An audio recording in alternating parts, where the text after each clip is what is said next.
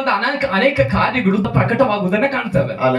അങ്ങനെ അതേപോലെ ಅದೇ ರೀತಿ ഒരു സംഭവമാണ് ಬೇರೊಂದು ಸಂಗತಿಯಾಗಿದೆ കുടുംബ ജീവിതം എന്ന് പറയുന്നത്. ಒಂದು ಕುಟುಂಬ ಜೀವಿತ ಎಂಬುದಾಗಿ ಹೇಳುವಂತದ್ದು വളരെ നമ്മൾ അറിഞ്ഞിരിക്കേണ്ട കാര്യങ്ങളാണ്. ನಾವು ಬಹಳವಾಗಿ ತಿಳಿದಿರಬೇಕಾದ ಒಂದು ವಿಷಯವಾಗಿದೆ. ഇവിടെ ഓർപ്പിച്ചതുപോലെ തന്നെ ಪ್ರಿಯ ಜೈಸನ್ ಇಲ್ಲಿ ನೆನಪಿಗೆ ತಂದ ಹಾಗೆ നമുക്ക് ಆ ಭಾಗത്ത് തന്നെ തുടങ്ങാം. ನಾವು ಅಲ್ಲಿಂದಲೇ ಆರಂಭಿಸೋಣ. 127 സങ്കീർത്തനത്തെ 1ാമത്തെ വാക്യം. 127ನೇ ಕೀರ್ತನೆಯ 1ನೇ ವಾಕ್ಯದಿಂದ ನಾವು ಆರಂಭ ಮಾಡೋಣ. ಹಲ್ಲೆಲೂಯಾ. ಆಮೆನ್. 127ನೇ ಕೀರ್ತನೆ ಅದರ 1ನೇ ವಾಕ್ಯ. ಯೆಹೋವನು ಮನೆ ಕಟ್ಟದಿದ್ದರೆ ಅದನ್ನು ಕಟ್ಟುವವರು ಕಷ್ಟಪಡುವುದು ವ್ಯರ್ಥ. ಯೆಹೋವನು ಪಟ್ಟಣವನ್ನು ಕಾಯದಿದ್ದರೆ ಕಾವಲುಗಾರರು ಅದನ್ನು ಕಾಯುವುದು ವ್ಯರ್ಥ. ಬೆಳಗಾಗುವುದಕ್ಕಿಂತ ಮುಂಚೆ ಏಳುವವರೇ, ಹೊತ್ತು ಮೀರಿ ಮಲಗುವವರೇ, ನೀವು ಆಹಾರಕ್ಕಾಗಿ ಇಷ್ಟು ಕಷ್ಟಪಡುವುದು ವ್ಯರ್ಥ. ಮೂರು ವಿಷಯಗಳನ್ನ ಅಲ್ಲಿ ಕೊಡಲಾಗಿದೆ. ഒന്ന് ദൈവം വീട് പണിയുന്നു, ದೇವರು ಮನೆಯನ್ನ ಕಟ್ಟುತ್ತಿದ್ದಾರೆ. ഹല്ലേലൂയ. ಎರಡದು ഹല്ലേലൂയ, ഇത് കാക്കുന്നവർ, ಇದನ್ನ ಕಾಯುವವರು വെറുതെയാകുന്നു, ಸುಮ್ಮನೆ ಕಾಯ್ತು ವ್ಯರ್ಥ. മൂന്നാമത് നേരത്തെ എഴുന്നേൽക്കുന്നത്, ಬೆಳಗಾಗುವುದಕ್ಕಿಂತ ಮುಂಚೆ ಏಳೋದು, നല്ല താമസിച്ച് കിടക്കുന്നത്, ಬಹಳ ತಡವಾಗಿ ಮಲಗೋದು, കഠിനാധ്വാനം ചെയ്യുന്നത്, ಕಠಿಣ ಶ್ರಮವನ್ನ ಅನುಭವಿಸೋದು, വെറുതെയാകുന്നു. ಅದೆಲ್ಲ ವ್ಯರ್ಥ. ഇതിലൊരു മാറ്റവും ഇല്ല, ಅದಕ್ಕೆ ಯಾವುದಕ್ಕೆ ಯಾವ ಬದಲಾವಣೆಯೂ ಇಲ್ಲ. ഹല്ലേലൂയ. ಹಲ್ಲೆಲೂಯಾ. അപ്പോൾ കാവൽക്കാരൻ വെറുതെ ജാഗരിക്കുന്നു. ಹಾಗಾದ್ರೆ ಕಾವಲುಗಾರನು ಸುಮ್ಮನೆ ಕಾಯ್ತಾ ಇದ್ದಾನೆ. ഹല്ലേലൂയ. ಆಮೆನ್. ಕಾರಣ അവരുടെ കാവലിൽ ഇതൊന്നും നിൽക്കുന്നില്ല. ಅವರ ಕಾವಲಿನಲ್ಲಿ ಇದು ಯಾವುದು ನಿಲ್ಲುತ್ತಾ ಇಲ್ಲ. അത് ಮಾತ್ರವಲ್ಲ ഹല്ലേലൂയ. ಆಮೆನ್. ഇതെല്ലാം ദൈവം നോക്കിയാലേ പറ്റത്തുള്ളൂ. ಇದೆಲ್ಲವನ್ನ ದೇವರು ನೋಡಿಕೊಂಡ್ರೆ ಮಾತ್ರವೇ ಸಾಧ್ಯವಾಗುವುದು. അങ്ങനെ ആകുമ്പോൾ നിങ്ങളൊരു കാര്യം ചെയ്യാം. ಆಗಿರುವಾಗ ನೀವೊಂದು ಕಾರ್ಯವನ್ನು ಮಾಡಿ. ഇഫാനെന്ന് ഓഫാക്കിയത് ബൈബിളിന്റെ കടലാസ് മറിക്കുന്നുണ്ട്. ഫാന് വേണം.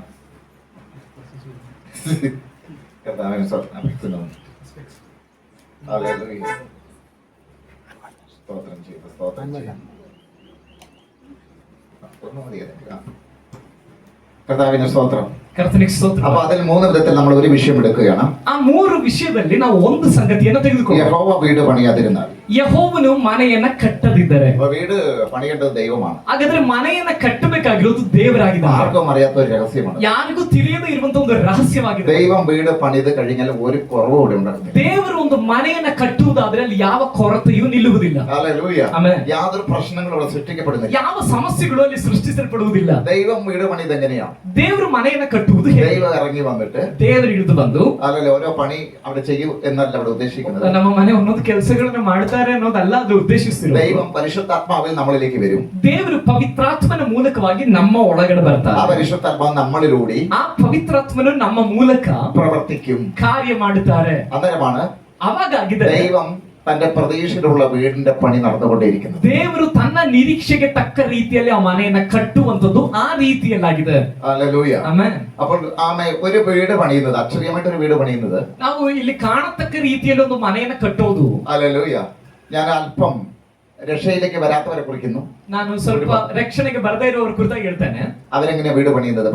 ಅವ್ರು ಮೊದಲು ಮನೆ ಕಟ್ಟೋದು ಯಾವ ರೀತಿ? വീട് വെക്കുന്ന സ്ഥലത്ത് ഒരു ആശാരിയെ കൊണ്ടുവന്നിട്ട് സ്ഥലമൊക്കെ നോക്കും, അല്ലേ? ಮನೆ ಕಟ್ಟುವ ಸ್ಥಳದಲ್ಲಿ ಯಾವ್ದಾದ್ರು ಆಚಾರ್ಯರನ್ನ ಕರ್ಕೊಂಡು ಬಂದ ಜಾಗವನ್ನ ನೋಡ್ತಾರೆ, കുറ്റിയൊക്കെ വെക്കാറുണ്ട്, ಅದಕ್ಕೆ ಗೂಟವನ್ನೆಲ್ಲ ಹೊಡಿತಾರೆ. ഇത് ബൈബിൾ പ്രകാരമല്ല, ലോകത്തിലെ മനുഷ്യന്മാർ ചെയ്യുന്നത്. ಸತ್ಯವೇದ ಪ್ರಕಾರವಾಗಲ್ಲ, ಲೋಕದಲ್ಲಿ ಮನುಷ್ಯರು ಮಾಡುವ ಪ್ರಕಾರ. എന്തിനാണ് അവരങ്ങനെ ചെയ്യുന്നത്? ಯಾತಕ್ಕಾಗಿ ಅವರು ಆ ರೀತಿ ಮಾಡುತ್ತಾರೆ? അവരുടെ വിശ്വാസം അനുസരിച്ച്, ಅವರ ನಂಬಿಕೆಗೆ ತಕ್ಕಂತೆ അവിടെ വീട് വെക്കാൻ കൊള്ളുമോ എന്നാണ് ഉദ്ദേശിക്കുന്നത്. ಅಲ್ಲಿ ಮನೆ ಕಟ್ಟುವುದಕ್ಕೆ ಸರಿಯಾದ ಸ್ಥಳವೋ ಎಂಬುದಾಗಿ ಅವರು ಪರಿಶೀಲನೆ ಮಾಡುತ್ತಿರುವುದಾಗಿದೆ. അങ്ങനെയാണെങ്കിൽ ಹಾಗಿರುವುದಾದ್ರೆ കൊള്ളാത്ത എന്തൊക്കെയോ അവിടെ ഉണ്ട് എന്ന് ഉറപ്പായിട്ടുണ്ട്. ಅನುಕೂಲವಲ್ಲದ ಅಥವಾ ಅನಾನುಕೂಲವಾದ ಏನೋ ಸಂಗತಿಗಳಲ್ಲಿ ಇರಬಹುದು ಅನ್ನೋದಾಗಿದೆ ಅದರ ಅರ್ಥ. ഈ ഒരു കാര്യത്തിൽ ಈ ಒಂದು ವಿಷಯದಲ್ಲಿ അറിവുള്ളവരും ತಿಳುವಳಿಕೆ ಇರುವವರು എല്ലാവരും ഐക്യത തന്നെയാണ്. ತಿಳುವಳಿಕೆ ಇರೋರು ಇಲ್ಲದೆ ಇರೋರು ಎಲ್ಲರೂ ಐಕ್ಯತೆ ಉಳ್ಳವರಾಗಿದ್ದಾರೆ ಆ ಕಾರ್ಯಗಳನ್ನ ಮಾಡೋದ್ರಲ್ಲಿ. ಅಲ್ಲೇ ಈ ಕಾಲ നല്ല അറിവിന്റെ കാലമാണ്. ಇವತ್ತಿನ ಕಾಲ ಬಹಳ ತಿಳುವಳಿಕೆ ಇರುವ ಕಾಲವಾಗಿದೆ. ಈ ഒരു സംഭവം മാറിപ്പോയിട്ടില്ല. ಆದರೆ ಈ ಮೌಢ್ಯತೆ ತುಂಬಿದಂತ ಈ ಕಾರ್ಯಗಳು ಮಾತ್ರ ನೀಗ ಹೋಗಿಲ್ಲ. കാരണം എന്താണെന്ന് ചോദിച്ചാൽ, ಕಾರಣವೇನೆಂದ್ರೆ അതിന്റെ ബേക്കിൽ ಅದರ ಹಿಂದೆ അവരുടെ നല്ലത് പ്രതീക്ഷിക്കുന്നു. ಅವರೊಂದು ಒಳ್ಳೆದನ್ನ ನಿರೀಕ್ಷೆ ಮಾಡ್ತಿದ್ದಾರೆ. നല്ലതല്ലാത്തത് അവിടെ സംഭവിക്കരുത്, അത് അവിടെ ഉദ്ദേശിക്കുന്നു. ಕೆಟ್ಟದ್ದು ಅಲ್ಲಿ ಸಂಭವಿಸಬಾರದು, ಆದ ಕಾರಣವಾಗಿದೆ ಯಾವ್ದಾದ್ರು ಭೂಜಾಲಿಗಳನ್ನ ಕರೆದಲ್ಲಿ ಪರೀಕ್ಷೆ ಮಾಡುವುದು. ഇവിടെ വീട്ടിൽ താമസിക്കേണ്ടത് അവിടെ ദോഷം വരാൻ പാടില്ല. ಇಲ್ಲಿ ಈ ಜಾಗದಲ್ಲಿ ಮನೆ ಕಟ್ಟಿ ನಾವು ವಾಸ ಮಾಡಬೇಕು, ಯಾವ ದೋಷವೂ ನಮ್ಗೆ ಆಗಬಾರದು. പക്ഷെ ദോഷം ഇഷ്ടം പോലെ സംഭവിച്ചു. ಆದ್ರೆ ಬೇಕಾದಷ್ಟು ದೋಷಗಳು ಅನೇಕರಿಗೆ ಸಂಭವಿಸುತ್ತಾ ಇದೆ. ഹല്ലേലൂയ. ಆಮೆನ್. അങ്ങനെയുള്ള വീട്ടിൽ ಹಾಗಿರುವ ಮನೆಗಳಲ್ಲಿ അല്ലാത്ത വീട്ടിലും ಅಲ್ಲದೇ ಇರೋ ಮನೆಗಳಲ್ಲೂ നിങ്ങളുടെ മക്കളെ ನೋക്കുക. ನಾವು ಮಕ್ಕಳನ್ನ ഇന്നത്തെ ತೆಗೆದುಕೊಂಡು ನೋಡೋಣ. മക്കളൊക്കെ എങ്ങനെ ഇരിക്കും? ಇವತ್ತಿನ ಮಕ್ಕಳೆಲ್ಲ ಯಾವ ರೀತಿಯಲ್ಲಿದ್ದಾರೆ? ഹല്ലേലൂയ. Hallelujah. അല്ലാത്ത വീട്ടിലും രോഗം വരുന്നുണ്ട്, ഈ വീട്ടിലും രോഗം വരുന്നു. ಅಲ್ಲದೇ ಇರೋ ಮನೆಗಳಲ್ಲಿ ರೋಗಗಳು ಬರ್ತಿದೆ, ಇವರ ಮನೆಯಲ್ಲೂ ರೋಗ ಬರ್ತಿದೆ. അവിടെയും മരണം വരുന്നു, ഇവിടെയും മരണം വരുന്നു. ಅಲ್ಲಿಯೂ ಮರಣ ಸಂಭವಿಸಿದೆ, ಇಲ್ಲಿಯೂ ಮರಣ ಸಂಭವಿಸಿದೆ. അപ്പോൾ ഇതെല്ലാം മനുഷ്യന്റെ ಹಾಗಾದ್ರೆ ಇದೆಲ್ಲ ಮನುಷ್ಯನ പഠിച്ചത് എന്നുള്ള കാര്യങ്ങളാണ്. ಅವನು ಏನನ್ನ ತಿಳ್ಕೊಂಡು ಬಂದಿದ್ದಾನೋ ಅದರಿಂದ ಮಾಡ್ತಿರೋದಾಗಿದೆ. ഹല്ലേലൂയ. Amen. എന്നാൽ ಆದ್ರೆ ദൈവം കിട്ടുന്ന വീട്, ದೇವರು ಕಟ್ಟುವಂತ ಮನೆ, അതിനകത്ത് സമാധാനമുണ്ട്. ಅದರೊಳಗಡೆ ಸಮಾಧಾನವಿರುತ್ತದೆ. ഹല്ലേലൂയ. Amen. അപ്പോൾ ഇവിടെ ഈ കുറ്റി വെക്കുമ്പോൾ ಆಗಿರುವುದಾದ್ರೆ ಇವರು ತಂದು ಈ ಗೂಟವನ್ನ ನಡುವಾಗ ആ ഒരു സ്ഥലം അവരെ കുറ്റി വെക്കുകയാണ്. ಆ ಒಂದು ಸ್ಥಳದಲ್ಲಿ ಅವರು ಬಂದು ಗೂಟವನ್ನ ನೆಡ್ತಾರೆ. എന്നാൽ ദൈവവചന പ്രകാരം ಅದೇ ದೇವರ ವಾಕ್ಯದ ಪ್ರಕಾರ പരിശുദ്ധാത്മ നമ്മുടെ മേൽ ഉണ്ടെങ്കിൽ ಪವಿತ್ರಾತ್ಮನು ನಮ್ಮ ಮೇಲಿದ್ರೆ നമുക്കറിയാം വീട് എവിടെ വെക്കണം. ನಮಗೆ ಗೊತ್ತಾಗುತ್ತದೆ ಮನೆಯನ್ನ ನಾವೆಲ್ಲಿ ಕಟ್ಟಬೇಕು. അവിടെ ഒരു ദോഷവും സംഭവിക്കും. ಅಲ್ಲಿ ಯಾವ ದೋಷವು ಸಂಭವಿಸುವುದಿಲ್ಲ. അങ്ങനെ ചില വീടിനൊക്കെ ഞാൻ ഇങ്ങനെ പ്രാർത്ഥിച്ചിട്ട് അവിടെ വെച്ചിട്ടുണ്ട്. നല്ലതായിട്ട് ಆ ರೀತಿಯಲ್ಲಿ ಕೆಲವು ಮನೆಗಳಲ್ಲಿ ಪ್ರಾರ್ಥನೆ ಮಾಡಿ ಅವರ ಮನೆ ಕೆಲಸವನ್ನ ಆರಂಭ ಮಾಡುವುದಕ್ಕಾಗಿ ಪ್ರಾರ್ಥನೆ ಮಾಡಿದ್ದಾರೆ. വീടൊക്കെ നല്ലതായിട്ടിരിക്കുന്നു. ಆ ಮನೆಯೆಲ್ಲ ಒಳ್ಳೆದಾಗಿ ಹೋಗ್ತಾ ಇದೆ. അങ്ങനെ വലിയ ദോഷമൊന്നും ഇവിടെ സംഭവിച്ചിട്ടില്ല. ಆ ರೀತಿಯಾದ ದೋಷಗಳೇನು ಆ ಮನೆಯಲ್ಲಿ ಸಂಭವಿಸ್ತಾ ಇಲ್ಲ. കാരണം എന്താ, ദൈവം വീട് പണിതാൽ പണിതായിരിക്കും. ಯಾಕಂದ್ರೆ ದೇವರೊಂದು ಮನೆಯನ್ನ ಕಟ್ಟಿದ್ರೆ ಅದು ಕಟ್ಟಿದಂತೆಯೇ. ഈ വീട് വെക്കുമ്പോൾ ಈ ಮನೆ ಕಟ್ಟುವಾಗ അതിനകത്ത് എത്ര പേരാ പണിയുന്നല്ലേ? ಎಷ್ಟು ಜನಗಳು ಸೇರಿ ಮನೆ ಕಟ್ತಾರಲ್ವಾ? അല്ല, കല്ല് പൊട്ടിക്കുന്നവരുണ്ട്, ಕಲ್ಲೊಡೆಯುವವರಿದ್ದಾರೆ, കല്ല് ഫൗണ്ടേഷനാക്കി കെട്ടുന്ന മേസ്ത്രിമാരുണ്ട്, ಅಡಿസ്ഥാನ ಫೌಂಡೇಶನ್ ಗಳನ್ನ ಕಟ್ಟುವ ಮೇಸ್ತ್ರಿಗಳಿದ್ದಾರೆ. ഹല്ലേലൂയ. രണ്ട് കൂട്ടർ അവിടെ കഴിഞ്ഞു. ഹല്ലേലൂയ. ಎರಡು ಗುಂಪಿನವರಾಯ್ತು. അടുത്തത് ಮುಂದಿನ ಗುಂಪು ആ മേസ്ത്രിയോട് കൂടെ തന്നെ ഭിത്തി കെട്ടുന്നു. ಆ ಮೇಸ್ತ್ರಿ ಜೊತೆಯಲ್ಲೇ ಆ ಮೇಸ್ತ್ರಿ ಸೇರ್ಕೊಂಡು ಗೋಡೆಗಳನ್ನ ಕಟ್ತಾರೆ. പിന്നെ കോൺക്രീറ്റിന്റെ ടീം വരുന്നു. ನಂತರ RCC ಹಾಕೋ ಬೇರೆ ಟೀಮ್ ಬರ್ತಾರೆ. പിന്നെ അതിന് ജനലും വാതിലിനും ഒക്കെ നല്ല ഷേപ്പ് ആയിട്ട് ആശാരിമാര് നല്ല ക്ലീൻ ആക്കുന്നുണ്ട്. ನಂತರ ಒಳ್ಳೆ ಶೇಪ್ಗಳನ್ನ ಕೊಟ್ಟು ಬಾಗಿಲು ಕಿಟಕಿ ಎಲ್ಲವನ್ನ ಮಾಡ್ತಾರೆ ಆಚಾರಿಗಳು. ഹല്ലേലൂയ. അങ്ങനെ റൂമുകളായിട്ട് തട്ടമായിട്ട് തിരിക്കാറുണ്ട്. ಈಗ ಅನೇಕ ಕೋಣೆಗಳನ್ನಾಗಿ ವಿಂಗಡಿಸ್ತಾರೆ. അടുക്കളയൊക്കെ ಅಡಿಗೆ ಮನೆ സെറ്റ് ഔട്ട് നല്ല മനോഹരമായിട്ട് കൊണ്ടിരിക്കുകയാണ്. ಈ ರೀತಿಯಲ್ಲಿ ಮನೋಹರವಾಗಿ ಅವರು ಮಾಡ್ತಾರೆ. ഇത് സാധാരണ ഒരു വീട് നമുക്ക് പറയാൻ പറ്റും. ಈ ರೀತಿಯಲ್ಲಿ ಒಂದು ಸಾಧಾರಣವಾದ ಮನೆಯನ್ನ ನಾವು ಹೇಳ್ಬೋದು. ദൈവം പണിയുന്ന വീട് ഇങ്ങനെയല്ല. ಆದ್ರೆ ದೇವರು ಕಟ್ಟುವ ಮನೆ ಈ ರೀತಿಯಲ್ಲ. ദൈവം പണിയുന്നത്, ದೇವರು ಕಟ್ಟುವುದು അല്ലെങ്കിൽ അപ്പനെയും ತಂದೆಯನ್ನು, അമ്മയെയും ತಾಯಿಯನ್ನು, മക്കളെയും ദൈവത്തിന്റെ ആത്മാവ് ದೇವರ ಆತ್ಮನು അവര് പ്രാപിച്ചു കഴിയുമ്പോൾ ದೇವರ ಆತ್ಮನನ್ನ ತಂದೆ ತಾಯಿಗಳು ಮತ್ತು ಮಕ್ಕಳು ಹೊಂದಿಕೊಳ್ಳುವಾಗ ദൈവം ചില പണി അവിടെ നടത്തും. ದೇವರು ಕೆಲವು ಕಾರ್ಯಗಳನ್ನ, ಕೆಲವು ಕಟ್ಟುವಿಕೆಗಳನ್ನ ಅಲ್ಲಿ ಆರಂಭಿಸ್ತಾರೆ. ഏറ്റവും മനോഹരമായിട്ട് ഒരു വീടായിരിക്കും. ಆ ಮನೆ ಒಂದು ಬಹಳ ಮನೋಹರವಾದ ಮನೆಯಾಗಿರುತ್ತದೆ. ഈ വീട്, ಹಾಗಾದ್ರೆ ಈ ಮನೆ, ഞാൻ മുമ്പ് പറഞ്ഞത് ഇത്രയും പേര് കെട്ടിയത്, ನಾನು ಮುಂಚೆ ಹೇಳಿದಂತ ಇಷ್ಟು ಜನ ಎಲ್ಲ ಸೇರ್ಕೊಂಡು ಕಟ್ಟಿದಂತ ಮನೆ, അവിടെ സമാധാനമില്ല. ಅಲ್ಲಿ ಸಮಾಧಾನ ಇಲ್ಲ. ഹല്ലേലൂയ. ആമേൻ. അതിന് വേണ്ട ആളൊക്കെ നിർത്തി ചെയ്യിപ്പിച്ചതാണ്. ಬೇಕಾದ ಎಲ್ಲಾ ಜನಗಳನ್ನು ಕರೆಸಿ ಆ ಕೆಲಸವನ್ನು ಮಾಡಿಸಿದ್ದಾರೆ. എന്നാൽ ಆದ್ರೆ അവര് കുടുംബത്തിലുള്ളവർ ಒಂದು ಕುಟುಂಬದಲ್ಲಿರೋರು ദൈവത്തിന്റെ ആത്മാവിൽ നിറയുമ്പോൾ ದೇವರ ಆತ್ಮನಿಂದ ತುಂಬುವಾಗ അന്നേരമാണ് ആ വീട് അനുഗ്രഹമായി മാറുന്നത്. ಅವಾಗಾಗಿದೆ ಒಂದು ಮನೆ ಆಶೀರ್ವಾದದಿಂದ ತುಂಬಲ್ಪಡುವಂತದ್ದು. അപ്പോൾ അതിന് അവിടെ അപ്പൊ വീട് മറ്റുള്ളവരും പണിയുന്നുണ്ട്. ಮನೆಗಳನ್ನ ಬೇರೆಯವರು ಕಟ್ತಿದ್ದಾರೆ. അതല്ലേ അവർ വീട് പണിയുമ്പോൾ ಅವ್ರ ಮನೆ ಕಟ್ಟುವಾಗ നമ്മുടെ കുടുംബത്തെ ദൈവമാണ് പണിയുന്നത്. ನಮ್ಮ ಕುಟುಂಬಗಳನ್ನ ಕಟ್ಟುವುದು ದೇವರಾಗಿದ್ದಾರೆ. ഹല്ലേലൂയ. ಹಲ್ಲೆಲೂಯಾ. അതിനാണ് വീട് പണിയുന്നവരെ ഉദ്ദേശിക്കുന്നത്. ಅದಕ್ಕಾಗಿದೆ ಮನೆ ಕಟ್ಟುವುದು ಎಂಬುದಾಗಿ ಅಲ್ಲಿ ಉದ್ದೇಶಿಸ್ತಾ ಇರುವಂತದ್ದು. അപ്പോൾ ഈ വീട് വെക്കുമ്പോൾ ഞാൻ പറഞ്ഞ കല്ല് പൊട്ടിക്കുന്നവരുണ്ട്, ಹಾಗಾದ್ರೆ ನಾನು ಆಗ್ಲೇ ಹೇಳಿದೆ, ಈ ಮನೆಗಳನ್ನ ಕಟ್ಟುವಾಗ ಕಲ್ಲೊಡೆಯೋರಿದ್ದಾರೆ, ഫൗണ്ടേഷൻ ಹಾಕೋರಿದ್ದಾರೆ, ഭിത്തി, ಗೋಡೆ അതിന്റെ ಕಟ್ಟೋರಿದ್ದಾರೆ, മേൽക്കൂര, ಅದರ ಮೇಲ್ಚಾವಣಿ, ജനല്, വാതില്, ಕಿಟಕಿ ಬಾಗಿಲು. ഇതേപോലെ തന്നെ ಇದೇ ರೀತಿಯಲ್ಲೇ ദൈവം പണിയുന്നത് ದೇವರು ಕಟ್ಟುವಂತದ್ದು അപ്പോസ്തലന്മാരിലൂടെയാണ്, ಅಪೋಸ್ತಲರ ಮೂಲಕವಾಗಿದೆ, പ്രവാചകന്മാരിലൂടെ, ಪ್ರವಾದಿಗಳ ಮೂಲಕವಾಗಿದೆ. ഹല്ലേലൂയ. ಆಮೆನ್. അതിനകത്ത് കല്ല് പൊട്ടിക്കുന്നവര് വേണ്ടേ? ಅದರೊಳಗಡೆ ಕಲ್ಲೊಡೆಯೋರು ಬೇಡವಾ? മേസ്ത്രിമാര് വേണ്ടേ? ಮೇಸ್ತ್ರಿಗಳು ಬೇಡವಾ? കോൺക്രീറ്റ് പണിക്കാർ വേണ്ടേ? ಕಾಂಕ್ರೀಟ್ ಕೆಲಸ ಮಾಡೋರು ಬೇಡವಾ? ജനലും വാതിലും വെക്കുന്നവര് വേണ്ടേ? ಕಿಟಕಿ ಬಾಗಿಲುಗಳನ್ನ ಕಟ್ಟೋರು ಬೇಡವಾ? എത്ര പേരായി? ಎಷ್ಟು ಜನ ಆಯ್ತು? ഇതേപോലെ ಇದೇ ರೀತಿ ദൈവം തന്റെ വീട് പണി തീർക്കുന്നത് ದೇವರು ತನ್ನ ಮನೆಯ ಕೆಲಸವನ್ನ ಮಾಡುವಂತದ್ದು അപ്പോസ്തലന്മാരിലൂടെയും ಅಪೊಸ್ತಲರ ಮೂಲಕ, പ്രവാചകന്മാരിലൂടെയും ಪ್ರವಾದಿಗಳ ಮೂಲಕ, ഉപദേഷ്ടാക്കന്മാരിലൂടെയും ಉಪದೇಶಕರುಗಳ ಮೂಲಕ, ഇടയന്മാരിലൂടെയും സഭാപാലಕರುಗಳ ಮೂಲಕ, സുവിശേഷകന്മാരിലൂടെയും ಸುವಾರ್ತಿಕರುಗಳ ಮೂಲಕವಾಗಿದೆ. വീടും ഒരു സഭയ്ക്ക് തുല്യം, ഒരു സഭ പോലെ ഒരു നിഴലാണ്. ಮನೆ ಒಂದು ಸಭೆಗೆ ಹೋಲಿಕೆ ಆದದ್ದಾಗಿದೆ. ഹല്ലേലൂയ. ಆಮೆನ್. അപ്പോൾ ഇതിൽ ഇവിടെ ഒരു പണിയുണ്ട്, ಹೀಗಿರುವಾಗ ಇಲ್ಲೂ ಒಂದು ಕೆಲಸವಿದೆ, അവിടെ ഒരു പണിയുണ്ട്. ಅಲ್ಲಿಯೂ ಒಂದು ಕೆಲಸವಿದೆ. പക്ഷെ അവര് പണിയുന്നതിൽ ಆದ್ರೆ ಅವರು ಕಟ್ಟುವುದ್ರಲ್ಲಿ വീട് കൊള്ളാം, ಮನೆ ಚೆನ್ನಾಗಿರುತ್ತೆ, പക്ഷെ വീട്ടിൽ താമസിക്കുമ്പോൾ പ്രശ്നമാണ്. ಆದ್ರೆ ಮನೆಯಲ್ಲಿ ವಾಸ ಮಾಡುವಾಗ ಸಮಸ್ಯೆಗಳು. എന്നാൽ ദൈവം ಆದ್ರೆ ದೇವರು അപ്പോസ്തലന്മാരിലൂടെയും ಅಪೊಸ್ತಲರ ಮೂಲಕ, പ്രവാചകനിലൂടെയും ಪ್ರವಾದಿಗಳ ಮೂಲಕ, ഇടയനിലൂടെയും ಸಭಾಪಾಲಕರುಗಳ ಮೂಲಕ, സുവിശേഷനിലൂടെയും ಸುವಾರ್ತಿಕರ ಮೂಲಕ, ഉപദേഷ്ടാവിലൂടെയും ಉಪದೇಶಕರ ಮೂಲಕ പണിത് കഴിഞ്ഞാൽ, ಕಟ್ಟಿದ್ರೆ ആ പണിക്ക് വിട്ടുകൊടുത്താൽ ಆ ಒಂದು ಒಂದು ಕಟ್ಟುವಿಕೆಗೆ ನಮ್ಮ ಮನೆಗಳನ್ನ ನಾವು ಬಿಟ್ಟುಕೊಡುವುದಾದ್ರೆ ആ വീടാണ് ദൈവം ಆ പണിതുകൊണ്ടിരിക്കുന്നത്. ಮನೆಯನ್ನಾಗಿದೆ ದೇವರು ಕಟ್ಟುತ್ತಾ ಇರುವಂತದ್ದು. പരിശുദ്ധാത്മാവിൽ പണിതുകൊണ്ടിരിക്കുന്നത്. ಪವಿತ್ರಾತ್ಮನ ಮೂಲಕ ಕಟ್ಟುತ್ತಾ ಇರುವಂತದ್ದು. ഹല്ലേലൂയ. ಹಲ್ಲೆಲೂಯ. അങ്ങനെയാണെങ്കിൽ ഇനി വീട് ആമയെ പണിയുന്ന കാര്യം പറയുമ്പോൾ ಆಗಿರುವುದಾದ್ರೆ ಈ ಮನೆ ಕಟ್ಟುವ ವಿಷಯವನ್ನು ಹೇಳುವಾಗ ഒരു വീട്ടിൽ ആരൊക്കെ വേണം? ಒಂದು ಮನೆಯಲ್ಲಿ ಯಾರೆಲ್ಲ ಇರಬೇಕು? ഒരു വീട്ടിൽ അപ്പൻ വേണം, ಒಂದು ಮನೆಯಲ್ಲಿ ಅಪ್ಪನ ಇರಬೇಕು, അമ്മ ഉണ്ടാകണം, ತಾಯಿ ಇರಬೇಕು, ഹല്ലേലൂയ, ಆಮೇಲೆ പിള്ളേരുണ്ടാകണം, മക്കളിರಬೇಕು, സഹോദരി ഉണ്ടാകണം, ಸಹೋದರಿಯರಿರಬೇಕು, സഹോദരന്മാരുണ്ടാകണം. ಸಹೋದರರಿರಬೇಕು. ഇതാണ് ദൈവം ആഗ്രഹിക്കുന്ന ഒരു വീട്. ಇದಾಗಿದೆ ದೇವರು ಆಗ್ರಹಿಸ್ತಾ ಇರುವಂತ ಒಂದು ಮನೆ. ഹല്ലേലൂയ. ಹಲ್ಲೆಲೂಯ. ഹല്ലേലൂയ. സ്തോത്രം ചെയ്യുന്നു. ಸ್ತೋತ್ರ ಮಾಡ್ತಾರೆ. അപ്പോൾ ഈ മക്കൾ എങ്ങനെ ആയിരിക്കണം എന്നുള്ളതിനെ കുറിച്ച് മുമ്പ് ಹಾಗಾದ್ರೆ ಈ ಮಕ್ಕಳು ಹೇಗಿರಬೇಕು ಅನ್ನೋದಕ್ಕಿಂತ ಮುಂಚೆ നമ്മൾ ഉൽപ്പത്തിയിലേക്ക് ഒന്ന് വരേണ്ടതുണ്ട്. ನಾವು ಆದಿಕಾಂಡ ಪುಸ್ತಕಕ್ಕೆ ಬರೋಣ. എന്തിനാണ് ദൈവം വീട് പണിയുന്നത്, വീട് ഉണ്ടാക്കാൻ കാരണം എന്താണ്? ಈ ದೇವರು ಮನೆಯನ್ನ ಕಟ್ಟುವುದಕ್ಕೆ ಕಾರಣವೇನು ಅಥವಾ ಕುಟುಂಬವನ್ನ ಸ್ಥಾಪನೆ ಮಾಡುವುದಕ್ಕೆ ಕಾರಣ ಏನು? അല്ലല്ലേ വായിക്കാം. അല്ലല്ലേ ഉൽപ്പത്തി പുസ്തകം ಓದೋಣ ಆದಿಕಾಂಡ ಪುಸ್ತಕ അതിന്റെ 1-ാം അധ്യായം 1ನೇ ಅಧ್ಯಾಯ 27-28 വായിച്ച 27 ಮತ್ತು 28ನೇ ವಾಕ್ಯವನ್ನ ಓದಿಕೊಳ್ಳೋಣ. ಹೀಗೆ ದೇವರು ಮನುಷ್ಯನನ್ನು ತನ್ನ ಸ್ವರೂಪದಲ್ಲಿ ಉಂಟು ಮಾಡಿದನು, ದೇವ ಸ್ವರೂಪದಲ್ಲಿ ಅವನನ್ನು ಉಂಟು ಮಾಡಿದನು, ಅವರನ್ನು ಗಂಡು ಹೆಣ್ಣಾಗಿ ನಿರ್ಮಿಸಿದನು. ಇದಲ್ಲದೆ ದೇವರು ಒಂದು ನಿಮಿಷ ആണും പെണ്ണുമായിട്ട് സൃഷ്ടിച്ചു അല്ലേ? ದೇವರು ಗಂಡು ಹೆಣ್ಣಾಗಿ ನಿರ್ಮಿಸಿದ್ರಲ್ವಾ?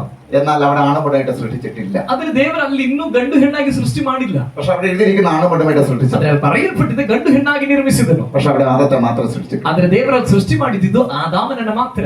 ഹല്ലേലൂയ. ಹಲ್ಲೆಲೂಯ. പക്ഷേ ಆದ್ರೆ എന്തിനാണ് പിന്നെ ആണും പെണ്ണുമായിട്ട് സൃഷ്ടിച്ചെന്ന് അവിടെ എഴുതിയിരിക്കുന്നത്? ಯಾತಕ್ಕಾಗಿ ಮತ್ತೆ ಗಂಡು ಹೆಣ್ಣಾಗಿ ದೇವರು ನಿರ್ಮಿಸಿದ್ರು ಅಂತ ಬರೆಯಲ್ಪಟ್ಟಿದೆ. വിശ്വസിക്കാൻ പറ്റുന്നത് ഉണ്ട് എങ്കിൽ വചനമേ ഉള്ളൂ.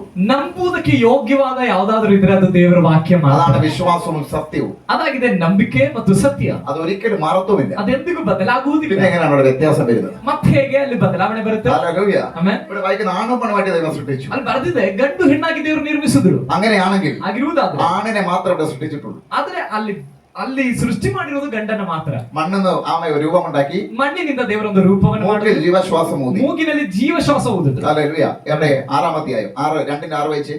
2ನೇ 6ನೇ ವಾಕ್ಯ 6-7 6-7ನೇ ವಾಕ್ಯ. ಆದರೂ ಭೂಮಿಯಿಂದ ಮಂಜು ಹಬ್ಬಿ ನೆಲವೆಲ್ಲ ತೋಯಿಸುತ್ತಿತ್ತು. ಹೀಗಿರಲು ಯೆಹೋವ ದೇವರು ನೆಲದ ಮಣ್ಣಿನಿಂದ ಮನುಷ್ಯನನ್ನು ರೂಪಿಸಿ ಅವನ ಮೂಗಿನಲ್ಲಿ ಜೀವಶ್ವಾಸವನ್ನು ಊದಿದನು. ಆಗ ಮನುಷ್ಯನು ಬದುಕುವ ಪ್ರಾಣಿಯಾದನು. ഇപ്പൊ ആരാ അവിടെ ഉള്ളത്? ಇವಾಗ ಯಾರಿದಾರಲ್ಲಿ?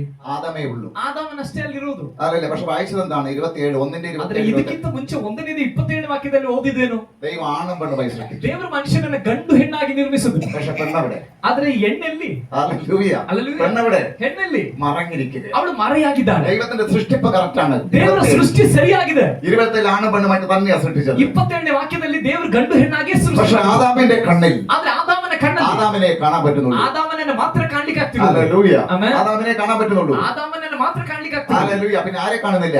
ಮತ್ತೆ ಯಾರನ್ನ ಕಾಣ್ತಾ ಇಲ್ಲ? ഹവ്വയെ കാണുന്നില്ല. ಹವ್ವಳನ್ನ ಕಾಣ್ತಾ ಇಲ್ಲ. ഹവ്വയെ മാത്രമല്ല, ಹವ್ವಳನ್ನ ಮಾತ್ರ ಅಲ್ಲ. അല്ലെങ്കിൽ 28 നിങ്ങൾ ഒന്നുകൂടെ വായിച്ചു. 1:28 കൂടെ വായിച്ചു. 1ನೇ 28ನೇ ವಾಕ್ಯ ಮತ್ತೊಂದ್ಸಲ ಓದ್ರಿ.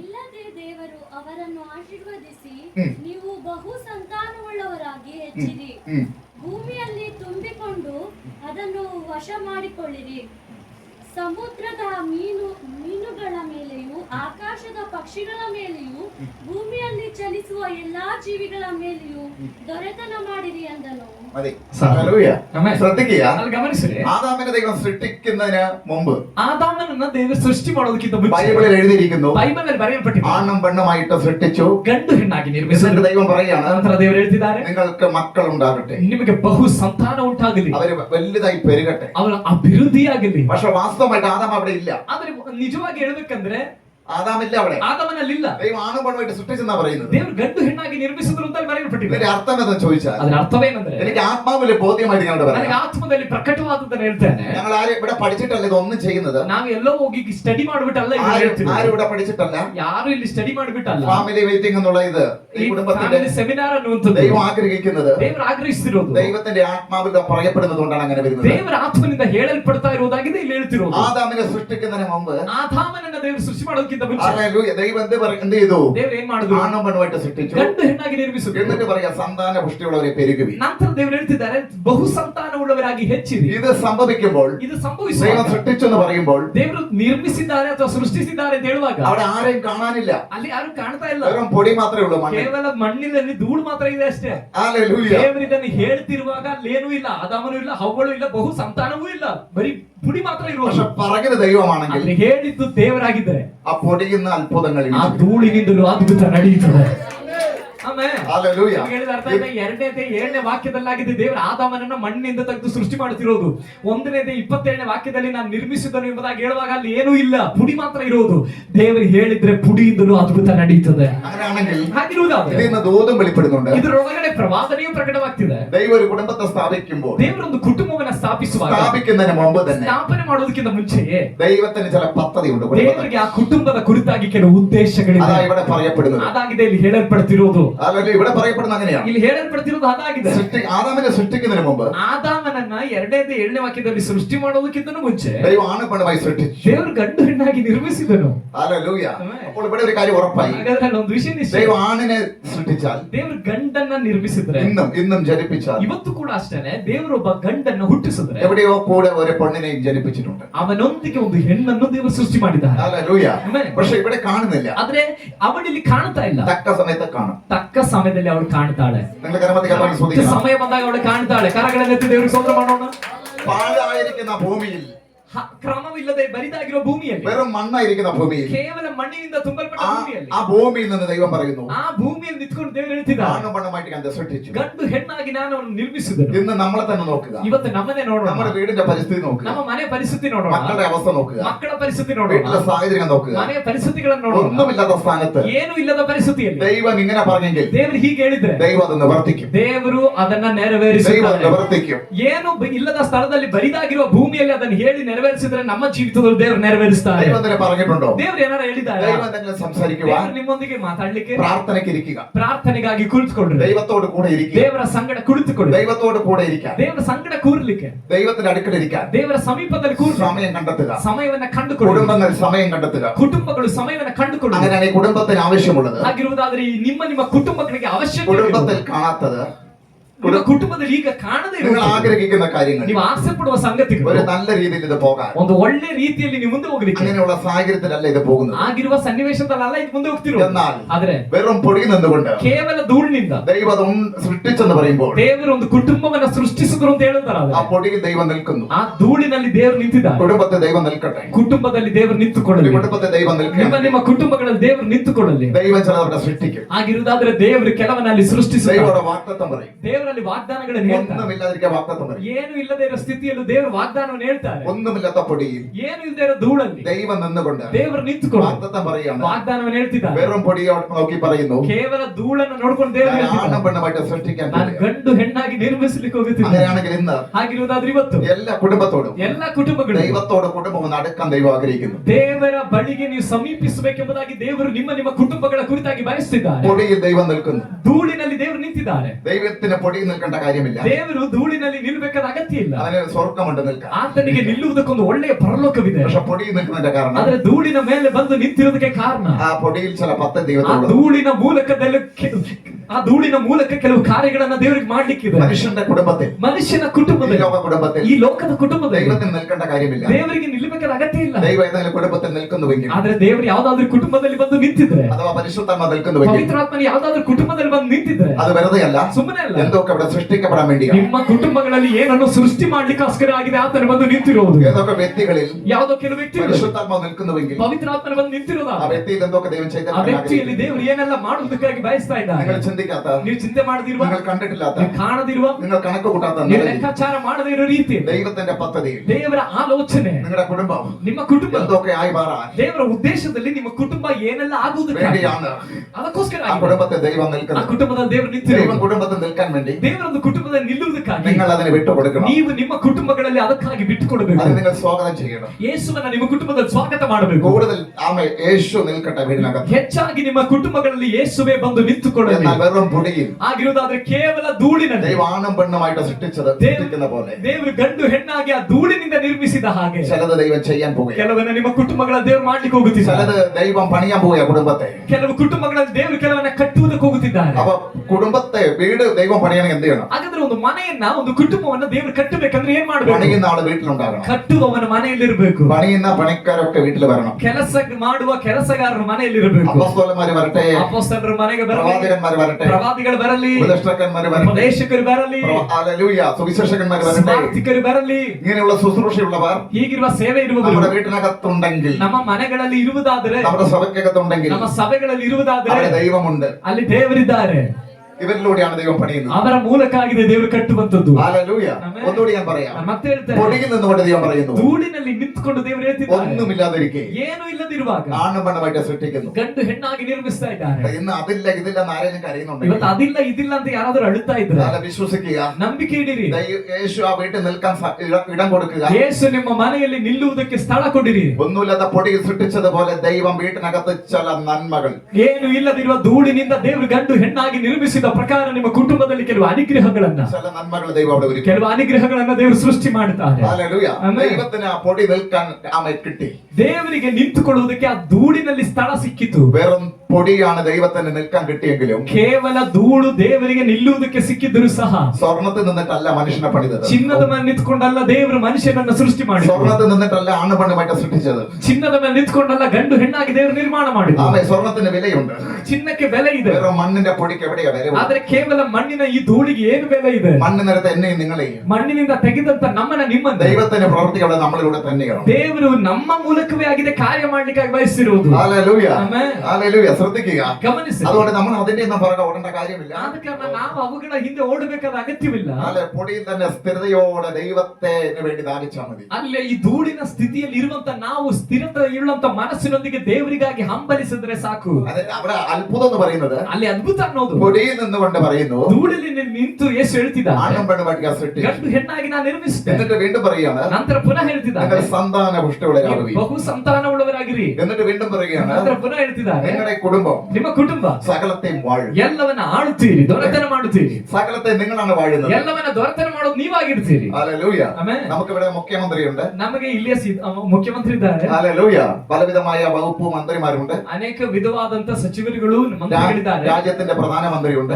ನಮ್ಮ ದೇಶದ ಪ್ರಧಾನಮಂತ್ರಿ ಇದ್ದಾರೆ. ഹല്ലേലൂയ. എല്ലാം നല്ലതായിരിക്കുന്നു. ಅವರೆಲ್ಲ ಚೆನ್ನಾಗಿದ್ದಾರೆ. അവരൊക്കെ വാഴുന്നുണ്ട്. ಅವರೆಲ್ಲ ಇರೋದು ಒಳ್ಳೇದು, ಅವರು ಆಳ್ವಿಕೆ ಮಾಡ್ತಿದ್ದಾರೆ. നല്ല കാര്യങ്ങൾ വാഴ്ന്നുകൊണ്ടിരിക്കുന്നു.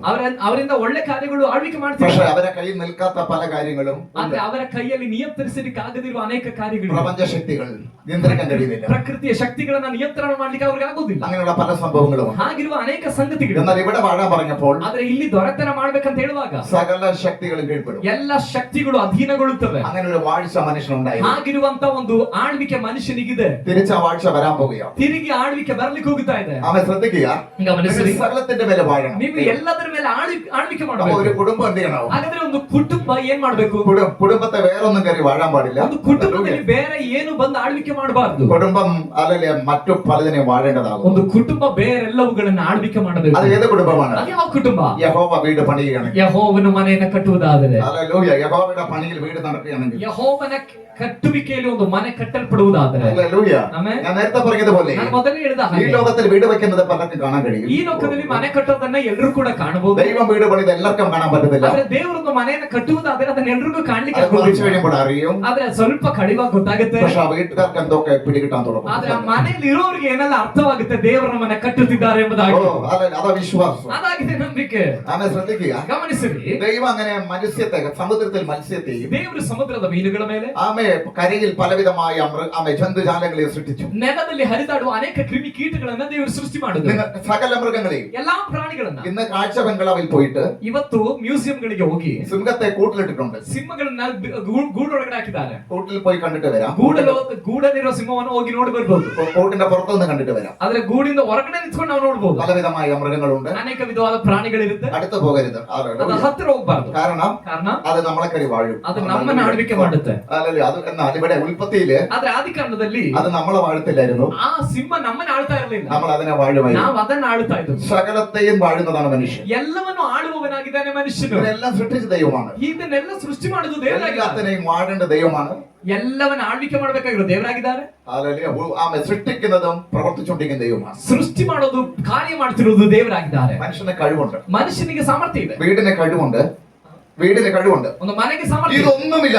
ಇದೇನು ಇಲ್ಲ. അവിടെ ഈ വാഗ്ദത്തം പറയുന്നത് ಅಲ್ಲಾಗಿದೆ, ಆ ಸ್ಥಿತಿಯಲ್ಲಾಗಿದೆ ದೇವರು ಈ ವಾಗ್ದಾನ ಹೇಳ್ತಿರೋದು. ദൈവമക്കളെ ഞാൻ സന്തോഷം പറയാം. ದೇವರ ಮಕ್ಕಳೇ, ನಾನು ನಿಮ್ಗೊಂದು ವಿಷಯ ಹೇಳ್ತೀನಿ. ഒന്നുമില്ലാത്ത ചില വീടുകൾ, ಏನು ಇಲ್ಲದೆ ಇರೋ ಕೆಲವು ಮನೆಗಳು, യാതൊരു സാഹചര്യമില്ലാത്ത വീടുകൾ, ಯಾವ ಸನ್ನಿವೇಶವೂ ಇಲ್ಲದೆ ಇರೋ ಕೆಲವು ಮನೆಗಳು. നിങ്ങളുടെ കൂടെ യേശു ഉണ്ടെങ്കിൽ, ನಿಮ್ಮ ಜೊತೆಯಲ್ಲಿ ಯೇಸು ആ ಇದ್ದಾನೆ, വീട്ടിൽ യേശു ഉണ്ടെങ്കിൽ, ಆ ಮನೆಯಲ್ಲಿ ಯೇಸು ಇದೆ. യേശു ഇവിടെ പ്രവചനം പറയും, ಯೇಸು ಅಲ್ಲಿ ಪ್ರವಾದಿಸ್ತಾನೆ, യേശു ഇവിടെ ദൂത് പറയും, ಯೇಸು ಅಲ್ಲಿ ದೈವೋಕ್ತಿ അത് ಹೇಳ್ತಾನೆ. വന്നേ പറ്റും. ಅದು ನೆರವೇರಲೇಬೇಕು. ഏതില്ലാത്ത സാഹചര്യങ്ങളാണെങ്കിൽ, ಯಾವ ಬರಿದಾಗಿರುವ ಸನ್ನಿವೇಶ, ഏത് പിശാചടച്ച വഴികളാണെങ്കിൽ, ಯಾವ ಸೈತಾನನು ಮುಚ್ಚಿದ ದಾರಿಯಾಗಿದೆ, യേശു വീട്ടിലുണ്ടെങ്കിൽ, ಯೇಸು ಆ ಮನೆಯಲ್ಲಿದ್ದರೆ, ഇവിടെ ഒന്നുമില്ലാതിരിക്കെ പറഞ്ഞതുപോലെ, ಇಲ್ಲಿ ಏನು ಇಲ್ಲದೆ ಇರುವ ಸ್ಥಳದಲ್ಲಿ ದೇವರು ಹೇಳಿದಾಗ, ആ വീട്ടിലെ ഒന്നുമില്ലാത്ത അവസ്ഥയിൽ ನಿಮ್ಮ ಮನೆಯ ಏನು ಇಲ್ಲದ ಸ್ಥಿತಿಯಲ್ಲಿ യേശു ചിലത് പറയുമ്പോൾ, ಯೇಸು ಕೆಲವನ್ನ ಹೇಳುವಾಗ അവിടെ ಸೃഷ്ಟಿക്കപ്പെടും ಅಲ್ಲಿ ചിലത്. ಸೃಷ್ಟಿಸಲ್ಪಡುತ್ತದೆ ಕೆಲವು യേശു ಕಾರ್ಯಗಳು. പറഞ്ഞാൽ ಯೇಸು ಹೇಳಿದ್ರೆ അതിന്റെ അർത്ഥം സൃഷ്ടിപ്പുണ്ടാകും. ಅದರ ಅರ್ಥ ಅಲ್ಲಿ ಸೃಷ್ಟಿ ಉಂಟಾಗುತ್ತದೆ. ഇത് ദൈവം പറഞ്ഞു, ಇದನ್ನು ದೇವರು ಹೇಳಿದ್ರು. അല്ലെങ്കിൽ അവിടെ സൃഷ്ടിപ്പുണ്ടാകിയേ പറ്റൂ. ಅಲ್ಲಿ ಸೃಷ್ಟಿ ಉಂಟಾಗಲೇಬೇಕು, അങ്ങനെ ഉണ്ടാകാൻ പോവുകയാണ്. ಹಾಗೆ ಉಂಟಾಗ್ಲಿಕ್ಕೆ അത് ಹೋಗುತ್ತಾರೆ. നമ്മൾ 2:6 വായിച്ചു. ಅದಾಗಿದೆ 2ನೇ ಅಧ್ಯಾಯದ 6ನೇ ವಾಕ್ಯದಲ್ಲಿ ദൈവം ನಾವು പൊടി വെള്ളം കുഴച്ച് ചെളി കുഴച്ചു. 7ನೇ ವಾಕ್ಯದಲ್ಲಿ ನಾವು ಕಾಣ್ತೇವೆ, ಹೀಗಿರುವುದು ಯೆಹೋವ ದೇವರು ನೆಲದ ಮಣ್ಣಿನಿಂದ ಮನುಷ್ಯನನ್ನು ರೂಪಿಸುವುದನು. മനുഷ്യന്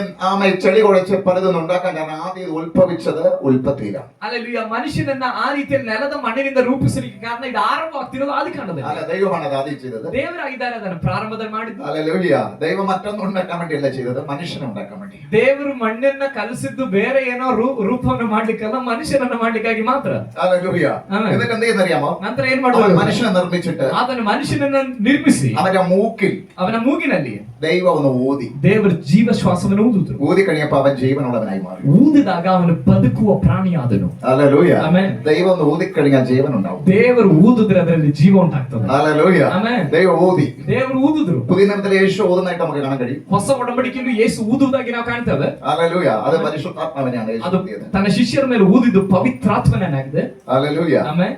എന്നാൽ ശ്രദ്ധിക്കുക, ಆದ್ರೆ ಗಮನಿಸ್ರಿ, അതിന്റെ നമ്മളെ 7 വായിച്ചല്ലോ. ನಾವು 7ನೇ ವಾಕ್ಯ ಓದುದ್ವಲ್ಲ, 8ാമത്തെ വാക്യത്തിലേക്ക് വരുമ്പോൾ 8ನೇ ವಾಕ್ಯಕ್ಕೆ ಬರುವಾಗ ദൈവം അവിടെ ഒരു തോട്ടം ഉണ്ടാക്കി. ದೇವರಲ್ಲೊಂದು ತೋಟವನ್ನ ಮಾಡಿದ್ರು. ഹല്ലേലൂയ. പക്ഷെ ഇവിടെ തോട്ടം ഉണ്ടാക്കുന്നത് എങ്ങനെയാണ്? ಆದ್ರೆ ಇಲ್ಲಿ ತೋಟವನ್ನು ಮಾಡೋದು ಹೇಗೆ? മനുഷ്യൻ ഉണ്ടാക്കുന്നതാണ്. ಮನುಷ್ಯನ ಉಂಟು ಮಾಡೋದು. എന്നാൽ ദൈവത്തിന്റെ കുടുംബത്തിന് വേണ്ടി ಆದ್ರೆ ದೇವರ ಕುಟುಂಬಕ್ಕಾಗಿ ദൈവം ഒരു തോട്ടം ഉണ്ടാക്കും. ದೇವರೊಂದು ತೋಟವನ್ನು ಉಂಟು ಮಾಡ್ತಿದ್ದಾರೆ. അതാ ഒരു അത്ഭുതം. ಅದಾಗಿ ഒരു കാര്യം ഉറപ്പായി, ಹಾಗಾದ್ರೆ ಒಂದು ವಿಷಯ കുടുംബം ನಿಶ್ಚಯ. ദൈവത്തിനായി മാറിയാൽ ಒಂದು ಕುಟುಂಬ ದೇವರಿಗಾಗಿ ಮಾತ್ರ ನಿಂತರೆ ആ കുടുംബത്തിന് വേണ്ടതെല്ലാം ദൈവം ഒരുക്കിയിരിക്കും. ಆ ಕುಟುಂಬಕ್ಕೆ ಬೇಕಾದದೆಲ್ಲವನ್ನ ದೇವರು ಸಿದ್ಧ ഇതൊരു ಮಾಡಿದ್ದಾರೆ. കഥ പറയുകയല്ല, ಇದೊಂದು ಕಥೆ ಹೇಳ್ತಾ ഇതൊരു ಇಲ್ಲ, യഥാർത്ഥ സംഭവിക്കും. ಇದು ಯಥಾರ್ಥವಾಗಿ ಸಂಭವಿಸುತ್ತದೆ ನಂಬುವವರ അവൻ ಜೀವಿತದಲ್ಲಿ. തോട്ടം ഉണ്ടാക്കി. ಹಾಗಾದ್ರೆ ದೇವರು ತೋಟವನ್ನ ಮಾಡಿದ್ರು. ഏതിനെ തോട്ടം ഉണ്ടാക്കി?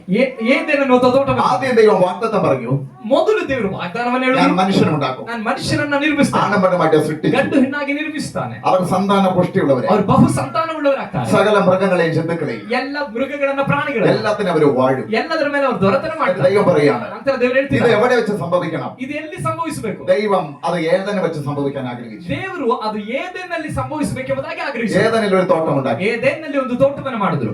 ഏതനിൽ ഈ കുടുംബത്തിന് വേണ്ടി ദൈവം ഒരു തോട്ടം ഉണ്ടാക്കി. ಏದೇನಲ್ಲಿ ಈ ಕುಟುಂಬಕ್ಕಾಗಿ ದೇವರು ಒಂದು ತೋಟವನ್ನು അപ്പൊ ಮಾಡಿದ್ರು. ദൈവം സൃഷ്ടിച്ച കുടുംബത്തിന് വേണ്ടി ചിലതുണ്ടാക്കുന്ന ദൈവമാണ്. ಹಾಗಾದ್ರೆ ದೇವರು ಸೃಷ್ಟಿಸುವ ಕೆಲವು ಕುಟುಂಬಗಳಿಗಾಗಿ ಉಂಟು ಮಾಡೋದು ದೇವರಾಗಿದ್ದಾರೆ. ദൈവമാണ് ചിലത് ഉണ്ടാക്കേണ്ടത്. ದೇವರಾಗಿದ್ದಾರೆ ಕೆಲವನ್ನು ಉಂಟು നാം ಮಾಡಬೇಕು. ദൈവത്തിന് അടുക്കൽ നിൽക്കുക, ನಾವು ದೇವರ ಬಳಿಯಲ್ಲಿ ನಿಲ್ಲೋಣ, ദൈവ ഇഷ്ടത്തിന് വേണ്ടി ജീവിക്കുക. ದೇವರ ಇಷ್ಟಕ್ಕಾಗಿ ಜೀವಿಸೋಣ. ഒരു കുടുംബം ദൈവ ഇഷ്ടത്തിന് വേണ്ടി നിന്നാൽ ಒಂದು ಕುಟುಂಬ ದೇವರ ಇಷ್ಟಕ್ಕಾಗಿ ನಿಂತರೆ ചിലതൊക്കെ അവിടെ ഉണ്ടാവും. ಕೆಲವೆಲ್ಲ ಅಲ್ಲಿ ಉಂಟಾಗುತ್ತೆ. അർത്ഥം ഞാൻ പറയാം. ಅದರ ಅರ್ಥ ನಾನು ಹೇಳ್ತೇನೆ. ഓബേദ്-ഏദോം എന്ന് പറഞ്ഞ ഒരു വ്യക്തി ഉണ്ടായി. ಒಬೆದೆದೋಮ್ ಅನ್ನುವಂತ ಒಬ್ಬ ವ್ಯಕ್ತಿ ಇದ್ದ, ഒരു കുടുംബം ഉണ്ടായിരുന്നു. ಒಂದು ಕುಟುಂಬ ಇತ್ತು. അവിടെ ദൈവത്തിന്റെ പെട്ടകത്തിന് സ്ഥാനം കൊടുത്തു. ಆ ಮನೆಯಲ್ಲಿ ದೇವರ ಮಂಜೂಷವನ್ನ ಇಡುವುದಕ್ಕೆ ಸ್ಥಳವನ್ನ 3 ಕೊಟ್ಟರು. മാസം ഇരുന്നത്. 3 ತಿಂಗಳು ಆ ആ ಮಂಜೂಷ 3 ಮನೆಯಲ್ಲಿ മാസം കൊണ്ട് ആ കുടുംബം ಆ അനുഗ്രഹിക്കപ്പെട്ടു. 3 ತಿಂಗಳಿನಲ್ಲಿ ಆ ಕುಟುಂಬ ಪರಿಪೂರ್ಣವಾಗಿ ಆಶೀರ್ವದಿಸಲ್ಪಟ್ಟಿತು. അഹോരന്റെ വടി ಆರೋನನ ಕೋಲು ഈ പെട്ടകത്തിൽ വന്നപ്പോൾ ಮಂಜೂಷದ ಬಳಿಯಲ್ಲಿ ആ ತಂದಿಟ್ಟ. വടിക്ക് ഉണങ്ങിയ വെറും ഉണങ്ങിയ വടി, ಒಣಗಿ ಹೋಗಿದ್ದ ಕೋಲು, വടി പച്ചയായി ಆ ಕೋಲು ಚಿಗುರೊಡೆಯಿತು, തളിർക്കാൻ തുടങ്ങി. ಅದು ಹಸಿಯಾಗಿ ಚಿಗುರೊಡೆಯಿತು, പൂ അതിനകത്ത് വരാൻ തുടങ്ങി. ಅದರಿಂದ ಹೂ ಬರ್ಲಿಕ್ಕೆ ಆರಂಭ ಆಯ್ತು. ഭയങ്കര സുഗന്ധമുണ്ടായി. ಭಯಂಕರವಾದ ಒಂದು ಪರಿಮಳ ಉಂಟಾಯಿತು. കാരണ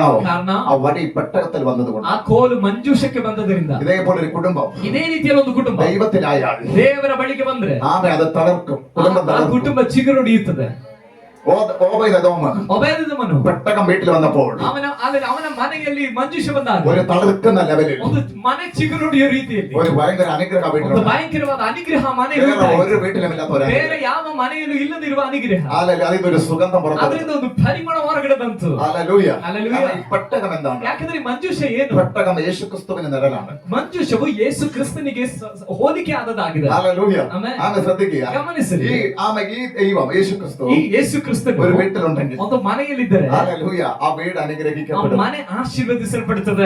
മനുഷ്യന്റെ കണക്കുകൂട്ടലുകൾ, ಮನುಷ್ಯನ ಲೆಕ್ಕಾಚಾರಗಳು, മാസ ശമ്പളം, ತಿಂಗಳಿಗೆ ಬರುವ ഒരു ಸಂಬಳ, ദിവസത്തെ ശമ്പളം, ಒಂದು ದಿನದ ಸಂಬಳ, ഇത്ര ചെലവ്, ಇಷ್ಟು ಖರ್ಚು, ഇത്ര വരവ്, ಇಷ್ಟು ಆದಾಯ, കൃഷി, ಇಷ್ಟು ವ್ಯವಸಾಯ, ഒരു വർഷത്തെ വരുമാനം, ಒಂದು ವರ್ಷದ ಆದಾಯ, ഇത്ര ബാധ്യതകൾ, ಇಷ್ಟು ಸಾಲ ಇದೆ. ഇതെല്ലാം മനുഷ്യനിലുമുള്ളതാണ്. ಇದೆಲ್ಲ ಮನುಷ್ಯನಲ್ಲಿರೋ ಲೆಕ್ಕಾಚಾರ. ഇതൊന്നുമില്ലാതിരിക്കുകയും ಇದೇನೂ ಇಲ್ಲದಿರುವ ഒരു ഉണങ്ങിയ വടി ಒಂದು ಒಣಗಿದ ಕೋಲು ആമെ തളർത്തതുപോലെ. ಚಿಗುರೊಡೆದ ಹಾಗೆ. ഉണങ്ങിയ വടി എവിടെയെങ്കിലും തളർത്തത് നിങ്ങൾ കേട്ടിട്ടുണ്ടോ? ಒಣಗಿದ ಕೋಲು ಚಿಗುರೊಡೆದನ್ನ ಎಲ್ಲಾದ್ರೂ ನೀವು ಕೇಳಿದ್ದೀರಾ?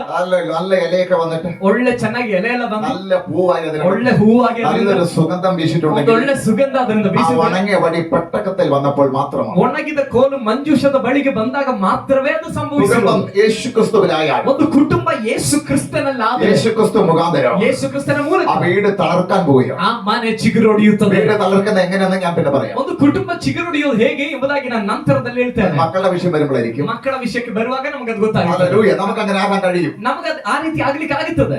ആമേ ശ്രദ്ധിക്കുക. ಗಮನಿಸಿರಿ. ഇതെല്ലാം ദൈവം ചെയ്തിട്ട് ಇದೆಲ್ಲವನ್ನ ದೇವರು ಮಾಡಿ അവർക്ക് താമസിക്കാൻ വേണ്ടി ಅವ್ರಿಗೆ ವಾಸ ദൈവം ಮಾಡುವುದಕ್ಕೆ ഒരു തോട്ടമുണ്ടാക്കി. ದೇವರೊಂದು ತೋಟವನ್ನು ಮಾಡಿದ್ರು. ദൈവം തോട്ടം ഉണ്ടാക്കുമോ? ದೇವರು ತೋಟವನ್ನು ಮಾಡ್ತಾರೆ. ദൈവം തോട്ടത്തെ സൃഷ്ടിച്ചു. ದೇವರು ತೋಟವನ್ನ ಸೃಷ್ಟಿ ಮಾಡಿದ್ರು. ഹല്ലേലൂയ. ಆಮೆನ್.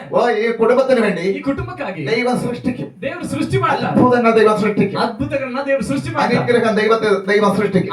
ಅದ್ಭುತಗಳನ್ನ ಅನುಗ್ರಹಗಳನ್ನ ದೇವರು ಸೃಷ್ಟಿ ಮಾಡ್ತಾರೆ. ദൈവത്തിന്റെ കുടുംബത്തെ, ದೇವರ ಕುಟುಂಬವನ್ನ, ദൈവത്തിന്റെ കുടുംബം ದೇವರ ಕುಟುಂಬ എപ്പോഴും അനുഗ്രഹമായിരിക്കണം എന്ന് ദൈവത്തിന്റെ ഇഷ്ടം. ಯಾವಾಗ್ಲೂ ಅನುಗ್ರಹವಾಗಿರ್ಬೇಕು ಅನ್ನೋದಾಗಿದೆ ದೇವರ ಇಷ್ಟ. അനുഗ്രഹം എന്ന് ഈ ലോകത്തിലെ മനുഷ്യന്മാര് കാണുന്ന അനുഗ്രഹമല്ല ഞാൻ പറഞ്ഞത്. ಅನುಗ್ರಹ ಎಂಬುದಾಗಿ ಹೇಳುವಾಗ ಈ ಲೋಕದ ಮನುಷ್ಯರು ಕಾಣುವ ರೀತಿಯಾದ ಅನುಗ್ರಹ ಅಲ್ಲ. എല്ലാം ഒത്തുവരും അതിനകത്ത്. ಅದರೊಳಗಡೆ ಎಲ್ಲವೂ ಅಡಕವಾಗಿ, സമാധാനം അല്പം പോലും കുറയത്തില്ല. ಸಮಾಧಾನವು ಕಡಿಮೆ ಆಗೋದಿಲ್ಲ, സന്തോഷം കുറയില്ല.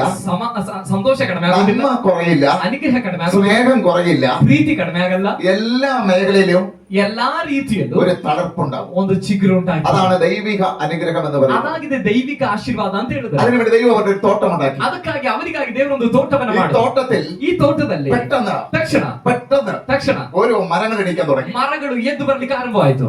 ദൈവം പ്രവർത്തിച്ചാൽ പെട്ടെന്ന് ചിലത് സംഭവിക്കും. ದೇವರು ಕಾರ್ಯ ಮಾಡಿದ್ರೆ ತಕ್ಷಣದಲ್ಲಿ ಕೆಲವು ಕಾರ್ಯಗಳು ಸಂಭವಿಸುತ್ತವೆ. ദൈവത്തിന് വേണ്ടി നിൽക്കുന്നവർക്ക് പ്രവർത്തിക്കാൻ തുടങ്ങിയാൽ പെട്ടെന്ന് ചിലത് സംഭവിക്കും. ದೇವರು ದೇವರಿಗಾಗಿ ನಿಂತಿರುವವರಿಗಾಗಿ ಕಾರ್ಯ ಮಾಡ್ಲಿಕ್ಕೆ ಆರಂಭಿಸಿದ್ರೆ ತಕ್ಷಣದಲ್ಲಿ ಕೆಲವು ಕಾರ್ಯಗಳು ಸಂಭವಿಸುತ್ತದೆ. ദൈവത്തിന് വേണ്ടി നിൽക്കുകയാണെങ്കിൽ, ದೇವರಿಗಾಗಿ ನಿಲ್ಲುವುದು, ദൈവം പണിയുന്ന വീടാണെങ്കിൽ, ದೇವರು ಕಟ್ಟುವ ಮನೆಯಾಗಿದೆ, ദൈവം പെട്ടെന്ന് ചിലത് ചെയ്യും. ದೇವರು ತಕ್ಷಣದಲ್ಲಿ ಕೆಲವು ಕಾರ್ಯಗಳನ್ನು ಮಾಡ್ತಾರೆ. പെട്ടെന്ന് ഏതനിൽ ತಕ್ಷಣ ಏನೇನಲ್ಲಿ പല വൃക്ഷങ്ങൾ എണീക്കാൻ തുടങ്ങി. ಅನೇಕ ವೃಕ್ಷಗಳೆದ್ದು ಬರ್ಲಿಕ್ಕೆ ಆರಂಭವಾಯಿತು. പലവിധ വൃക്ഷങ്ങൾക്ക് നിൽക്കുന്നു. ಅನೇಕ ವಿಧವಾದ ವೃಕ್ಷಗಳೆದ್ದು ಬರ್ತಾ ಇದೆ. മെയിനായിട്ട് ഒരു വൃക്ഷം നിൽപ്പുണ്ട്. ಮುಖ್ಯವಾಗಿ ಅದರಲ್ಲಿ ಒಂದು ವೃಕ್ಷ ನಿಂತಿದೆ, ജീവവൃക്ഷം. ಜೀವದ ವೃಕ್ಷ. ജീവവൃക്ഷം നിൽക്കുന്നു. ಜೀವದ ವೃಕ್ಷ ನಿಂತಿದೆ. ഹല്ലേലൂയ. അതിലേക്ക് ഞാൻ പിന്നെ വരാം. ಅದಕ್ಕೆ ನಾನು ನಂತರದಲ್ಲಿ ಬರ್ತೇನೆ. ആമേൻ. നന്മതിന് വേണ്ടി അറിവിന്റെ വൃക്ഷം അവിടെ ഉണ്ട്. ಅದೇ ರೀತಿಯಲ್ಲಿ ಒಳ್ಳೆದ್ರೆ ಕೆಟ್ಟದರ ಅರಿವನ್ನು ಹುಟ್ಟಿಸುವಂತ ಮರದ ಹಣ್ಣಲ್ಲಿದೆ. എല്ലാം അവിടെ നിൽക്കുകയാണ്. ಎಲ್ಲವೂ ಅಲ್ಲಿದೆ. അപ്പൊ അവിടെ ഒരു ചോദ്യം ന്യായമായ രീതിയിലുണ്ട്. ಹಾಗಾದ್ರೆ ಅಲ್ಲಿ ನ್ಯಾಯವಾದ ಒಂದು ಪ್ರಶ್ನೆ ನಮಗೆ ಬರಬಹುದು. ഞങ്ങളുടെ നാട്ടിലെ ನಮ್ಮ ಊರಲ್ಲಿ ഗവൺമെന്റ് എന്തിനാണ് ಸರ್ಕಾರ ಯಾಕೆ അല്ല ഈ മദ്യം അനുവദിക്കുന്നത്? ಈ ಮದ್ಯಪಾನಕ್ಕೆ ಯಾಕೆ ಲೈಸೆನ್ಸ್ ಕೊಟ್ಟಿದ್ದಾರೆ? അല്ല അതുകൊണ്ട് എത്ര പേര് നശിക്കുന്നു? ಅದರಿಂದ ಎಷ್ಟು ಜನ ನಾಶವಾಗ್ತಿದ್ದಾರೆ? നീക്കാത്തത് എന്താണ്? ಅದನ್ನ ಯಾಕೆ ಕ್ಯಾನ್ಸಲ್ ಮಾಡ್ತೀರಾ ಅಥವಾ ಬ್ಯಾನ್ ಮಾಡ್ತಾ ಇಲ್ಲ? എത്ര ലാഭമുണ്ടെങ്കിലും ಎಷ್ಟು ಲಾಭ ಇದ್ರು നീക്കാൻ കഴിയത്തില്ല. ಅದನ್ನ ಬ್ಯಾನ್ ಮಾಡಕ್ ಆಗಲ್ಲ. നെറ്റ്, ഇന്റർനെറ്റ് ಇಂಟರ್ನೆಟ್ ಆಗಿರ್ಬೋದು, ദോഷമുള്ളതാണെങ്കിൽ ಅದು ಕೆಟ್ಟದಾಗಿದ್ರು നീക്കാം. ಅದನ್ನ ಕ್ಯಾನ್ಸಲ್ ಮಾಡಬಹುದು, നീക്കാൻ കഴിയത്തില്ല. ಆದ್ರೆ ಬ್ಯಾನ್ ಮಾಡಕ್ ಆಗಲ್ಲ. കാരണം ഏതൻ തോട്ടത്തിൽ ಏನ್ ತೋಟದಲ್ಲಿ നന്മതിന്മയുടെ വൃക്ഷം അവിടെ ഉണ്ട്. ಒಳ್ಳೆದ್ರ ಕೆಟ್ಟದ್ರ ಅರಿವನ್ನು ಹುಟ್ಟಿಸುವಂತ ಮರ ಅಲ್ಲಿದೆ. ഹല്ലേലൂയ. അതിലേക്ക് ഞാൻ പിന്നെ വരാം. ಅದಕ್ಕೆ ನಾನು ನಂತರ ಬರ್ತೀನಿ. ഹല്ലേലൂയ. ഇത് സംശയം തീർക്കാൻ വേണ്ടി പറയുന്നേ ಇದು ഉള്ളൂ. ನಿಮ್ಮ ಡೌಟ್ಗಳನ್ನ ತೀರಿಸುವುದಕ್ಕಾಗಿ ಮಾತ್ರ ಹೇಳ್ತೇನೆ. എന്തിനാ ഇത് ഇവിടെ വെച്ചതെന്നുള്ളത്. ಯಾತಕ್ಕಾಗಿ ಏದೇನಲ್ಲಿ ಒಳ್ಳೆದರ ಕೆಟ್ಟದರ ಅರಿವನ್ನ ಹುಟ್ಟಿಸುವ അതിലേക്ക് പിന്നെ വരാം. ಅದಕ್ಕೆ ನಾವು ನಂತರ അപ്പൊ ಬರೋಣ. ദൈവം തോട്ടം അങ്ങോട്ട് സൃഷ്ടിച്ചു. ಹಾಗಾದ್ರೆ ದೇವರು ಈ ತೋಟವನ್ನ ಸೃಷ್ಟಿ ಮಾಡುದು. അതിനുശേഷമാണ് ಅದರ ನಂತರವಾಗಿ ആണും പെണ്ണുമായിട്ട് സൃഷ്ടിച്ചെന്ന് പറയുമ്പോൾ ಗಂಡು ಹೆಣ್ಣಾಗಿ ನಿರ್ಮಿಸಿದ್ರು ಅಂತ ಹೇಳುವಾಗ ഉൽപ്പത്തി 1:27 പറഞ്ഞത് ಆದಿಕಾಂಡ 1:27 ವಾಕ್ಯದಲ್ಲಿ ಹೇಳಿದ್ರು. 21 ദൈവം അതിന്റെ പ്രവൃത്തി തുടങ്ങി. 21 ವಾಕ್ಯ 2:21 പ്രവൃത്തി തുടങ്ങി. 2ನೇ ಅಧ್ಯಾಯದ 21 ವಾಕ್ಯ. Sorry hallelujah. അതിന് 6:7 2:6:7 തുടങ്ങಿ. ಅಲ್ಲಿ ಆದಿಕಾಂಡ 1:27 ವಾಕ್ಯದಲ್ಲಿ ತಾನು ಪ್ರವಾದಿಸಿದಂತಹ ಪ್ರವಾದನೆಯನ್ನ ದೇವರು 2ನೇ ಅಧ್ಯಾಯ 6-7 ವಾಕ್ಯ ಬರುವಾಗ ದೇವರೆಲ್ಲ ಆರಂಭ ಮಾಡ್ತಿದ್ದಾರೆ. അങ്ങനെ വരുമ്പോൾ ಆಗಿರುವಾಗ മനുഷ്യൻ ഒറ്റയ്ക്ക് ഇരിക്കുക. ಮನುಷ್ಯನು ಒಟ್ಟಿಗೆ ಆಗಿರ್ಲಿಕ್ಕೆ അതിന്റെ 18 വായിച്ച 2:18 18ನೇ ವಾಕ್ಯ ಹೋದ್ರಿ. 2:18 വായിച്ചു. 2ನೇ ಅಧ್ಯಾಯ 18ನೇ ವಾಕ್ಯ. ആ. ಮನುಷ್ಯನು ಒಂಟಿಯಾಗಿರುವುದು ಒಳ್ಳೆಯದಲ್ಲ, ആ. ಅವನಿಗೆ ಸರಿಬೀಳುವ ಸಹಕಾರಿಯನ್ನು ಉಂಟು ಮಾಡುವೆನು ಅಂದನು. നിങ്ങൾ മുകളിൽ വെച്ച വചനം മറക്കല്ലേ. ನಿಮ್ ಮೇಲ್ಭಾಗದಲ್ಲಿ ಓದುವಂತ ವಾಕ್ಯ 1:27-28 1ನೇ ಅಧ್ಯಾಯ 27 അന്ന് അവിടെ സൃഷ്ടിച്ചിട്ടില്ല. ಅವಾಗ ದೇವರು ಇನ್ನೂ ಅಲ್ಲಿ ಗಂಡು ಹೆಣ್ಣನ್ನ പക്ഷെ അവിടെ ನಿರ್ಮಿಸಿದ್ರು. സൃഷ്ടിച്ചു. ಆದ್ರೆ ದೇವರಲ್ಲಿ ನಿರ್ಮಿಸಿದ್ರು. രംഗത്ത് വന്നത് ಆದ್ರೆ ಅದು ಬಯಲಿಗೆ ಬಂದಿದ್ದು 6-7 മുതലാണ്. 6 ಮತ್ತು 7ನೇ ವಾಕ್ಯ ಮೊದಲು ಕೊಟ್ಟಾಗ ഹല്ലേലൂയ. ഇപ്പോൾ വായിച്ച 18 അതിന്റെ സൃഷ്ടിപ്പ് അവിടെ കാണുന്നത്. ಇವಾಗ ಓದುವಂತ 18ನೇ ವಾಕ್ಯದಲ್ಲಿ ಆಗಿದೆ ಆ ಹೆಣ್ಣನ್ನ ಯಾವ ರೀತಿಯಲ್ಲಿ ದೇವರು ಸೃಷ್ಟಿ ಮಾಡ್ತಿದ್ದಾರೆ ಅನ್ನೋದನ್ನ ಕಾಣ್ತಿರೋದು. അങ്ങനെ സൃഷ്ടിക്കുമ്പോൾ ಹಾಗೆ ಸೃಷ್ಟಿ ಮಾಡುವಾಗ ഇവിടെ ആദം മാത്രമേ ഉള്ളൂ. ಇಲ್ಲಿ ಆದಾಮನಷ್ಟೇ ಇರೋದು. അല്ലെങ്കിൽ അങ്ങനെ വരുമ്പോൾ ಹಾಗಿರುವಾಗ അതിന്റെ 21 ಅದ್ರ 21 ആ. ಆ ಮನುಷ್ಯನಿಗೆ ಸರಿಬೀಳುವ ಸಹಕಾರಿ ಕಾಣಿಸಲಿಲ್ಲ. ಹ್ಮ್. ಹೀಗಿರುವಲ್ಲಿ ಯೆಹೋವ ದೇವರು ಮನುಷ್ಯನಿಗೆ ಆ ಮನುಷ್ಯನಿಗೆ ಗಾಢ ನಿದ್ರೆಯನ್ನು ಬರಮಾಡಿ ಹ್ಮ್. ಅವನ ಪಕ್ಕೆಯ ಎಲುಬುಗಳಲ್ಲಿ ಒಂದನ್ನು ತೆಗೆದುಕೊಂಡು ಆ. ಅದರ ಸ್ಥಳವನ್ನು ಮಾಂಸದಿಂದ ಮುಚ್ಚಿ ಆ. ತಾನು ಮನುಷ್ಯನಿಂದ ತೆಗೆದಿದ್ದ ಎಲುಬನ್ನು ಆ. ಸ್ತ್ರೀಯಾಗ ಮಾಡಿ ಆ. ಆಕೆಯನ್ನು ಅವನ ಬಳಿಗೆ ಕರೆತಂದನು. കണ്ടോ. ಆಮೆನ್. ഹല്ലേലൂയ. ಆಮೆನ್. അപ്പൊ ഉൽപ്പത്തി 1:27 വായിച്ചത് ಹಾಗಾದ್ರೆ ಆದಿಕಾಂಡ 1ನೇ 27ನೇ ವಾಕ್ಯದಲ್ಲಿ ಓದಿದ್ರು. ദൈവം ആണ് പെണ്ണുമായിട്ട് സൃഷ്ടിച്ചു. ದೇವರಲ್ಲಿ ಬರೆಯಲ್ಪಟ್ಟಿದ್ದಾರೆ. ಅಲ್ಲೆಲೂಯ. ದೇವರು ಮನುಷ್ಯನನ್ನು ಗಂಡು ಹೆಣ್ಣಾಗಿ ನಿರ್ಮಿಸಿದ್ರು. അത് സംഭവിച്ചത് ഇവിടെയാണ്. ಆದ್ರೆ ಅದೇ ಬಯಲಿಗೆ ಬಂದಿದ್ದು ಇದಾಗಿದೆ. അപ്പൊ ദൈവം ഒരു കാര്യം പറഞ്ഞാൽ ಹಾಗಾದ್ರೆ ದೇವರು ಒಂದು ಸಂಗತಿಯನ್ನ ತನ್ನ ಬಾಯಿಂದ ಹೇಳಿದ್ರೆ അത് അങ്ങനെ തന്നെ സംഭവിക്കും. ಅದು ಹಾಗೆಯೇ ಸಂಭವಿಸುತ್ತದೆ. ഹല്ലേലൂയ. ആമേൻ. ഇവിടെ സന്താന പുഷ്ടി കാണുന്നില്ല. ഇവിടെ സന്താന പുഷ്ടി കാണുന്നില്ല. ಆದ್ರೆ ಇಲ್ಲಿ ಬಹುಸಂತಾನವಾಗಿ ಮಾರ್ಪಟ್ಟಿದ್ದು ಈಗ ಕಾಣ್ತಾ ಇಲ್ಲ. ആദാമായിരിക്കുന്ന മനുഷ്യൻ ಆದಾಮನೆಂಬ ಮನುಷ್ಯ ഏകൻ ಒಬ್ಬನಾಗಿ ನಿಂತಿದ್ದಾನೆ. ഹല്ലേലൂയ. ಆಮೆನ್. അവനൊരു ഗാഢ നിദ്ര വരുത്തി. ಆದ್ರೆ ದೇವರು ಅವನಿಗೊಂದು ಗಾಢ ನಿದ್ರೆಯನ್ನು ಬರೆಸಿ എന്നിട്ട് ನಂತರ ഹല്ലേലൂയ അവന്റെ ശരീരം തുറന്നു. ಅವನ ಶರೀರವನ್ನ ದೇವರು അവന്റെ വാരിയിൽ നിന്ന് ഒന്നെടുത്തു. ತೆರೆದು ಅವನ ಪಕ್ಕೆಲುಬಿನಿಂದ ಒಂದು ಪಕ್ಕೆಯನ್ನು ತೆರೆದರು. അപ്പൊ ഞാൻ ചിന്തിക്കുകയാണ് ಒಂದು ಎಲುಬನ್ನ ತೆಗೆದ್ರು. ನಾನು ಚಿಂತೆ ಮಾಡ್ತೇನೆ എന്തിനാണ് ഇത് ഇങ്ങനെ ചെയ്തത്. ಯಾತಕ್ಕಾಗಿ ದೇವರು ಆ ರೀತಿ ಮಾಡಿದ್ರು. ഈ ഒരു രൂപത്തെ ഉണ്ടാക്കിയില്ലേ മണ്ണുകൊണ്ട് ಈ ആദാമിന്റെ ಮಣ್ಣಿನಿಂದ ದೇವರು ಒಂದು ರೂಪ ಮಾಡಿದ್ರಲ್ಲ ಆದಾಮನನ್ನ, മറ്റൊരു രൂപം അവയായിട്ട് ഉണ്ടാക്കിയാ പോരെ. ಇನ್ನೊಂದು ರೂಪವನ್ನ ಬೇಕಾದ್ರೆ ಅವ್ವಳಾಗಿ ಬೇಕಾದ್ರೆ ಮಣ್ಣಿಂದಲೇ ಮಾಡ್ಬೋದಿತ್ತಲ್ವಾ. പോരാ, സ്വന്തം ശരീരത്തിൽ നിന്ന് എടുക്കണം. ಆಗೋದಿಲ್ಲ. ಸ್ವಂತ ಶರೀರದಿಂದಲೇ ತೆಗಿಬೇಕು. സ്വന്തം ശരീരത്തിൽ നിന്ന് ഉണ്ടാകണം. ಸ್ವಂತ ಶರೀರದಿಂದಲೇ ഇതിന്റെ ಉಂಟಾಗುತ್ತೆ. ആത്മീയ അർത്ഥം ഞാൻ പറയും. ഇത് നിഴലാണ്. ಇದೊಂದು ನೆರಳಾಗಿದೆ. ಇದರ ಆತ್ಮಿಕ ಅರ್ಥ ഇത് ക്രിസ്തു സഭയെ കാണിക്കുന്നു. ಇದು ಕ್ರಿಸ್ತನು ಮತ್ತು ಸಭೆಯೊಂದಿಗಿನ ಸಂಬಂಧವನ್ನ ತೋರಿಸುತ್ತದೆ. ക്രൂശിലൂടെ ಶಿಲುಬೆಯ യേശു ಕ್ರಿಸ್ತುവിന്റെ ശരീരം ഞൊറുക്കപ്പെട്ടു. ಯೇಸು ಕ್ರಿಸ್ತನ ಶರೀರ ಹರಿಯಲ್ಪಟ್ಟಿತು. അവർ വിനാപ്പുറത്ത് കുത്തി ಆತನ ಪಕ್ಕೆಗೆ ಚುಚ್ಚಿದ್ರು. അതിൽ നിന്ന് ഒഴുകി ಆ ಪಕ್ಕೆಯ ಎಲುಬಿನಿಂದ ആ ಹರಿಯಿತು. രക്തത്തിൽ വീണ്ടെടുക്കപ്പെട്ടതാണ് ಆ ರಕ್ತದಿಂದ ವಿಮೋಚಿಸಲ್ಪಟ್ಟವರಾಗಿದ್ದೇವೆ ദൈവത്തിന്റെ സഭ. ದೇವರ ಸಭೆಯಾದ ನಾವು. ഇത് അതിന്റെ ഒരു കുടുംബം. ಇದೊಂದು ಕುಟುಂಬ. ഞാൻ ಆദ്യം അതാ പറഞ്ഞത്. ನಾನು ಪ್ರಾರಂಭದಲ್ಲಿ ಅದಾಗಿದೆ ಹೇಳಿದ್ದು. ഒരു ചെറിയ സഭയാണ്. ಒಂದು ಕುಟುಂಬ ಅನ್ನೋದು ಒಂದು ಚಿಕ್ಕ ಸಭೆಗೆ ಹೋಲಿಕೆ ಆಗಿದೆ. ഹല്ലേലൂയ. ಆಮೆನ್. ആമേൻ. ആദാമിനെ എടുത്തത്. ಆದಾಮನಿಂದ ತೆಗೆದಿದ್ದು. ആദാമിനെ ഹവ്വയെ എടുത്തു. ಆದಾಮನಿಂದ ಹವ್ವಳನ್ನ ತೆಗಿಲಾಯಿತು. ക്രിസ്തുവിന്റെ സഭയെ ദൈവം എടുക്കുക. ಕ್ರಿಸ್ತನಿಂದ ಅದೇ ರೀತಿಯಲ್ಲಿ ಸಭೆಯನ್ನ ದೇವರು ತೆಗಿತಿದ್ದಾರೆ. നിങ്ങൾ വളരെ ശ്രദ്ധിക്കുക. ನೀವು ಬಹಳ ಗಮನಿಸಿರಿ. ഹല്ലേലൂയ. ആമേൻ. ആമേൻ. ശ്രദ്ധിക്കുക. ഈ എല്ലെടുത്തു. ಈ ಎಲುಬನ್ನ ತೆಗಿಲಾಯಿತು. എല്ലിനെ കൊണ്ട് നിർത്തി. ಎಲುಬನ್ನ ನಿಲ್ಸಿದ್ರು. ഒന്നുകൂടി ഞാൻ നേരത്തെ പറയാം. ನಾನು ಮತ್ತೆ ಹೇಳ್ತೇನೆ. ആദാമിനെ മണ്ണുകൊണ്ട് സ്വരൂപിച്ചപ്പോൾ ദൈവത്തിന് ಆದಾಮನನ್ನ ಮಣ್ಣಿನಿಂದ ದೇವರು ರೂಪಿಸಿದಾಗ അതേപോലെ തന്നെ ഹവ്വയും സ്വരൂപിക്കാമായിരുന്നു. ಅದೇ ರೀತಿಯಲ್ಲಿ ಮಣ್ಣಿಂದಲೇ ಹವ್ವಳನ್ನು ರೂಪಿಸಬಹುದಿತ್ತು. ഇല്ല, ആണും പെണ്ണുമായിട്ട് സൃഷ്ടിക്കാൻ ദൈവം പറഞ്ഞു. ಆದ್ರೆ ದೇವರು ಹೇಳಿದ್ರು ಗಂಡು ಹೆಣ್ಣಾಗಿ ನಾನು ನಿರ್ಮಿಸ್ತೇನೆ ಎಂಬುದಾಗಿ. വേറെ വേറെ സൃഷ്ടിക്കത്തില്ല. ಆಗಿರುವಾಗ ಬೇರೆ ಬೇರೆಯಾಗಿ ನಿರ್ಮಾಣ ಮಾಡೋದಿಲ್ಲ. ഇതേപോലെ തന്നെ ಇದೇ ರೀತಿಯಲ್ಲಿ ഇതൊരു യഥാർത്ഥ ആത്മീയം ಇದರ ಯಥಾರ್ಥವಾದ ಆತ್ಮಿಕತೆ ക്രിസ്തുവിൽ നിന്നായിരിക്കും സഭ ഉണ്ടാകുന്നത്. ಕ್ರಿಸ್ತನಿಂದಾಗಿರುತ್ತದೆ ಸಭೆ ಹುಟ್ಟುವಂತದ್ದು.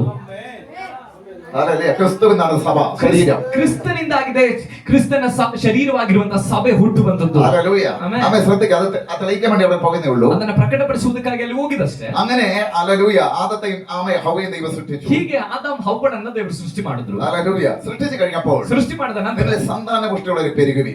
ಒಂದನೇದೇ 27ನೇ ವಾಕ್ಯದಲ್ಲಿ ಒಂದು ವಾಗ್ದಾನ ಇದೆ, ನೀವು ಬಹು ಸಂತಾನ ಉಳ್ಳವರಾಗಿ ಹೆಚ್ಚುತ್ತೀರಿ. അങ്ങനെ സന്തതി ഉണ്ടാകുന്നു. ಹಾಗೆ ಇವರಿಗೆ ಬಹು ಸಂತಾನ ಉಂಟಾಗ್ತಿದೆ. ഒന്നാമത്തവൻ കായി, ಅಲ್ಲಿ ಆ ರೀತಿಯಲ್ಲಿ ಒಂದು ಸಂತಾನ ಇವರಿಗೆ ಹುಟ್ಟುತ್ತಾ ಇದ್ದಾನೆ.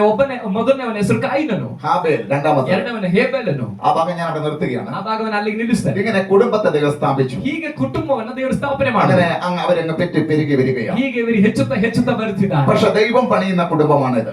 ಆದ್ರೆ ಇದು ದೇವರು ಕಟ್ಟುವಂತ ಕುಟುಂಬವಾಗಿದೆ. പക്ഷെ ഇത് പൊളിച്ചു കളയുവാൻ, ಆದ್ರೆ ಇದು ಒಡೆದು ಹಾಕಲಿಕ್ಕೆ, പൊളിച്ചു കളയുവാൻ ಒಡೆದು ಹಾಕಲಿಕ್ಕೆ ഈ തോട്ടത്തിനകത്ത് ಈ ತೋಟದ ಒಳಗಡೆ വേറൊരാളിരിപ്പുണ്ട്. ಬೇರೊಬ್ಬ ವ್ಯಕ್ತಿ ಇದ್ದಾನೆ. ഹല്ലേലൂയ. ഹല്ലേലൂയ. പഴയ പാമ്പെന്ന് പറയുന്ന ಹಳೆಯ ಸರ್ಪವೆಂಬುದಾಗಿ ಕರೆಯುವ ഇവൻ നന്മ തിന്മയുടെ വൃക്ഷത്തിന്റെ അരികിലിരിക്കുക. ಒಳ್ಳೆಂದ್ರೆ ಕೆಟ್ಟದ ಅರಿವನ್ನು ಹುಟ್ಟಿಸುವಂತ ಮರದ ಬಳಿಯಲ್ಲಿ ಇವನಿದ್ದಾನೆ. ശ്രദ്ധിക്കുക, വൃക്ഷത്തിലിരിക്കുകയാണ്. ಗಮನಿಸಿರಿ, ಆ ಮರದಲ್ಲಿ ಇವನಿದ್ದಾನೆ. ഈ നന്മ തിന്മ അറിവിന്റെ വൃക്ഷം ഇരിക്കുന്നു. ಈ ಒಳ್ಳೆಂದ್ರೆ ಕೆಟ್ಟದ್ರ ಅರಿವನ್ನು ಹುಟ್ಟಿಸುವಂತ ಮರ ಇಲ್ಲಿದೆ. ഹല്ലേലൂയ. ഒരു ഉദാഹരണം പറഞ്ഞുതരാം. ಒಂದು ಉದಾಹರಣೆ ಹೇಳ್ತಾನೆ. ഇതെന്തായി കാണിക്കുന്നത്? ಇದು ಏನನ್ನ ತೋರಿಸ್ತಾ ಇದೆ? പരിശുദ്ധനും പ്രാവുപോലെ ഇറങ്ങുന്നു. ಪವಿತ್ರಾತ್ಮ ಪಾರಿವಾಳದ ರೀತಿಯಲ್ಲಿ ಹಿಡಿದಿದ್ದಾರೆ. ഇതിങ്ങനെ മാറുമ്പോൾ ಆ ಕಲ್ಲ ಆ ರೀತಿಯಲ್ಲಿ ಉರುಳಿಸಲ್ಪಡುವಾಗ ഇതിൽ നിന്ന് എന്ത് വരുന്നു?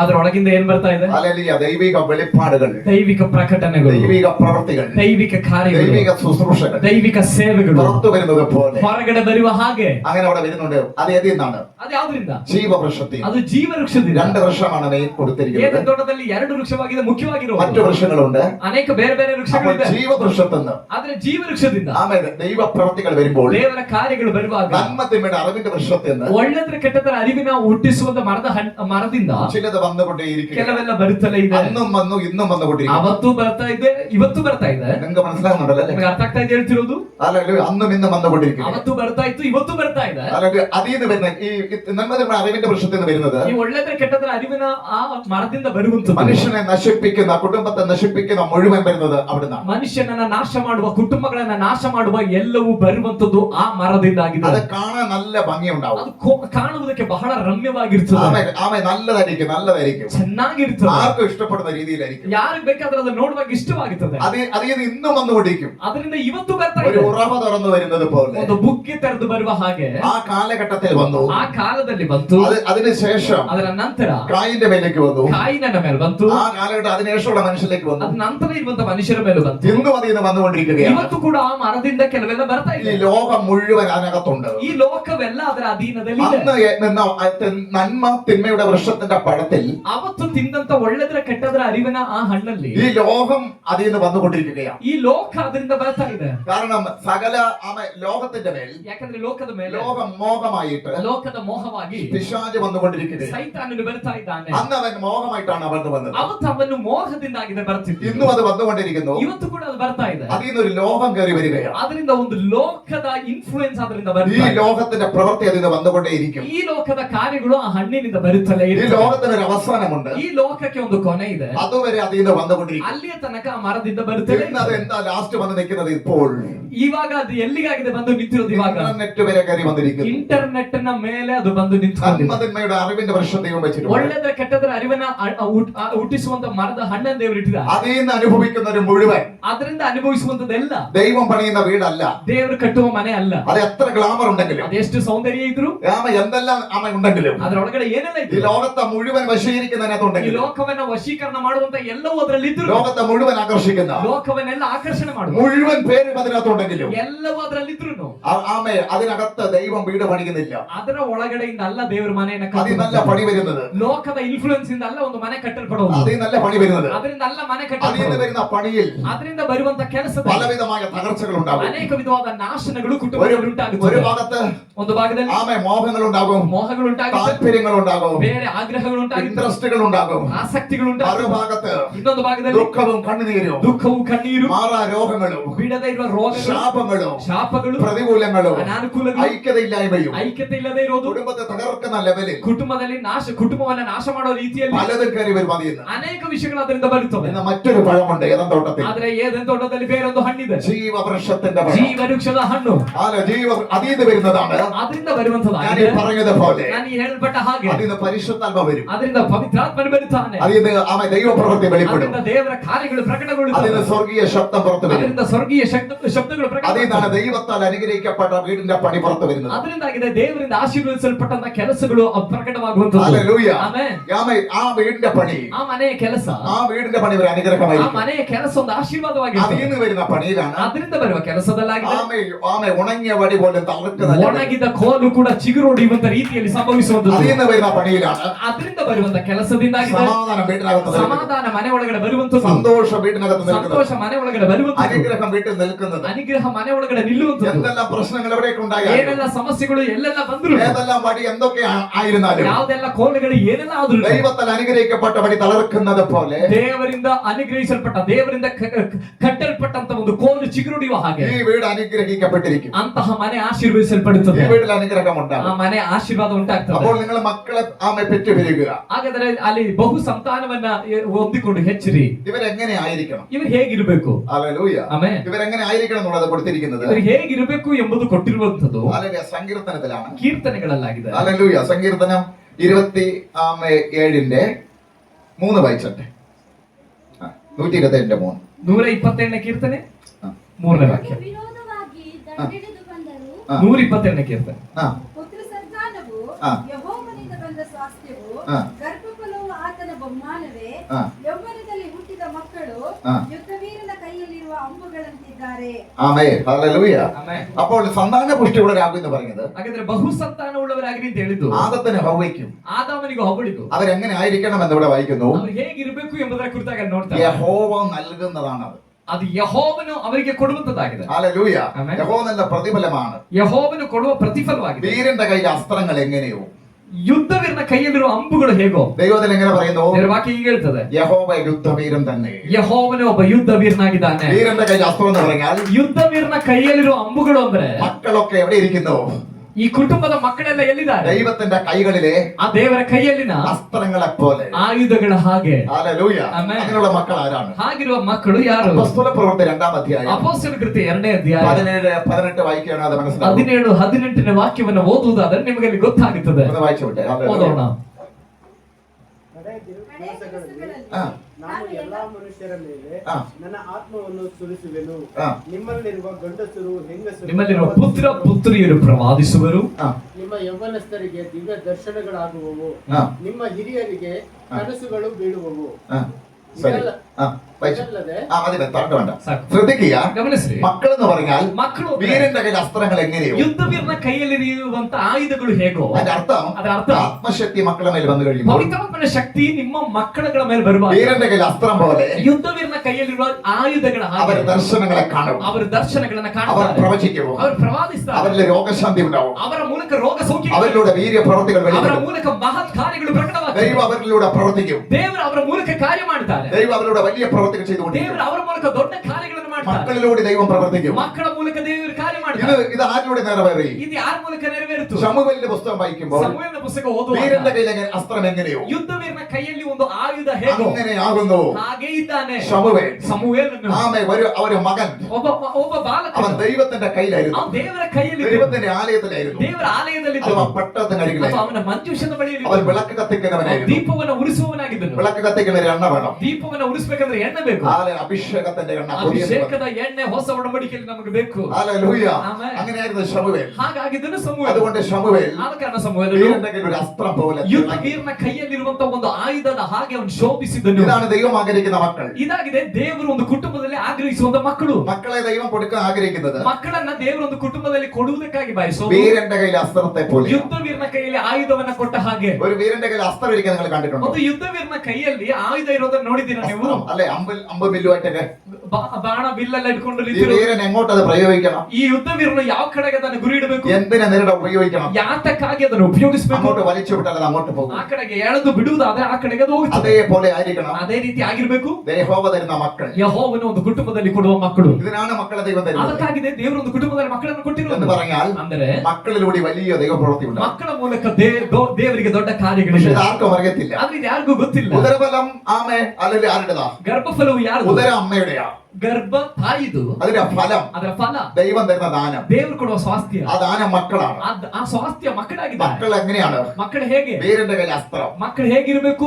ಯುದ್ಧ ವೀರನ ಕೈಯಲ್ಲಿರುವ ಆಯುಧದ ಹಾಗೆ. പക്ഷെ ഇവിടെ അമ്മയും അപ്പനെ കാണുന്നില്ല. ಆದ್ರೆ ಇಲ್ಲಿ ತಂದೆ ತಾಯಿ ಕಾಣ್ತಿಲ್ಲ. വീരന്റെ കയ്യിൽ അസ്ത്രമായിട്ടാ കാണുന്നത്. ಯುದ್ಧ ವೀರನ ಕೈಯಲ್ಲಿರುವ ಆಯುಧಗಳ ಹಾಗೆ ಮಕ್ಕಳು ಕಾಣ್ತಿದ್ದಾರೆ. അപ്പോൾ അപ്പനമ്മയേക്കാൾ കൂടുതൽ ಹಾಗಾದ್ರೆ ತಂದೆ ತಾಯಿಗಳಿಗಿಂತ ಹೆಚ್ಚಾಗಿ ദൈവത്തിന്റെ ഹിതത്തിന് മക്കളായി മാറുകയാണ്. ದೇವರ ಚಿತ್ತಕ್ಕಾಗಿ ಮಕ್ಕಳು ಮಾರ್ಪಡಬೇಕು.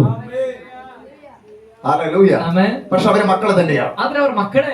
ആ മക്കളാണ് ಆ ಮಕ್ಕಳಾಗಿದ್ದಾರೆ. അപ്പനും അമ്മയ്ക്ക് ഏറ്റവും അനുഗ്രഹമായി മാറുന്നത്. ಅಂತಹ ಮಕ್ಕಳಾಗಿದ್ದಾರೆ ತಂದೆ ತಾಯಿಗಳಿಗೆ ದೊಡ್ಡ ಆಶೀರ್ವಾದವಾಗಿ ಮಾರ್ಪಡುವಂತ. അവരൊരു അസ്ത്രമായി തീർന്ന ആൾ. ಅವರೊಂದು ಆಯುಧವಾಗಿ ആ ಮಾರ್ಪಟ್ಟರು. വീട്ടിലെ അനുഗ്രഹങ്ങൾ അവരിലൂടെയായി. ಆ ಮನೆಯ ಆಶೀರ್ವಾದ ಅವರ ಮೂಲಕವಾಗಿ അവര് മുഖാന്തരമായിരിക്കും ദൈവ പ്രവൃത്തിയോടെ വെളിപ്പെടും. ಅವರ ಮೂಲಕವಾಗಿರ್ತದೆ ದೇವರ ಕಾರ್ಯ ಅವರ ಜೀವಿತದಲ್ಲಿ ಪ್ರಕಟವಾಗುವುದು. അസ്ത്രത്തിന്റെ ജോലി എന്ന് പറയുന്നത് ಆಯುಧದ ಕೆಲಸವೇನೆಂದ್ರೆ വീരൻ എങ്ങോട്ട് പ്രയോഗിക്കും അങ്ങോട്ട് പോവുക എന്നുള്ളതാണ്. ಯುದ್ಧ ವೀರನು ಯಾವ ಕಡೆಗೆ ಕಳಿಸ್ತಾನೋ ಅಲ್ಲಿಗೆ ಹೋಗಬೇಕು. മക്കൾ ദൈവം ഉപയോഗിക്കുന്ന നിലവാരത്തിലേക്ക് നിന്നുക. ಮಕ್ಕಳು ದೇವರು ಉಪಯೋಗಿಸುವಂತ ಹಂತಗಳಿಗೆ ಸಾಗಬೇಕು.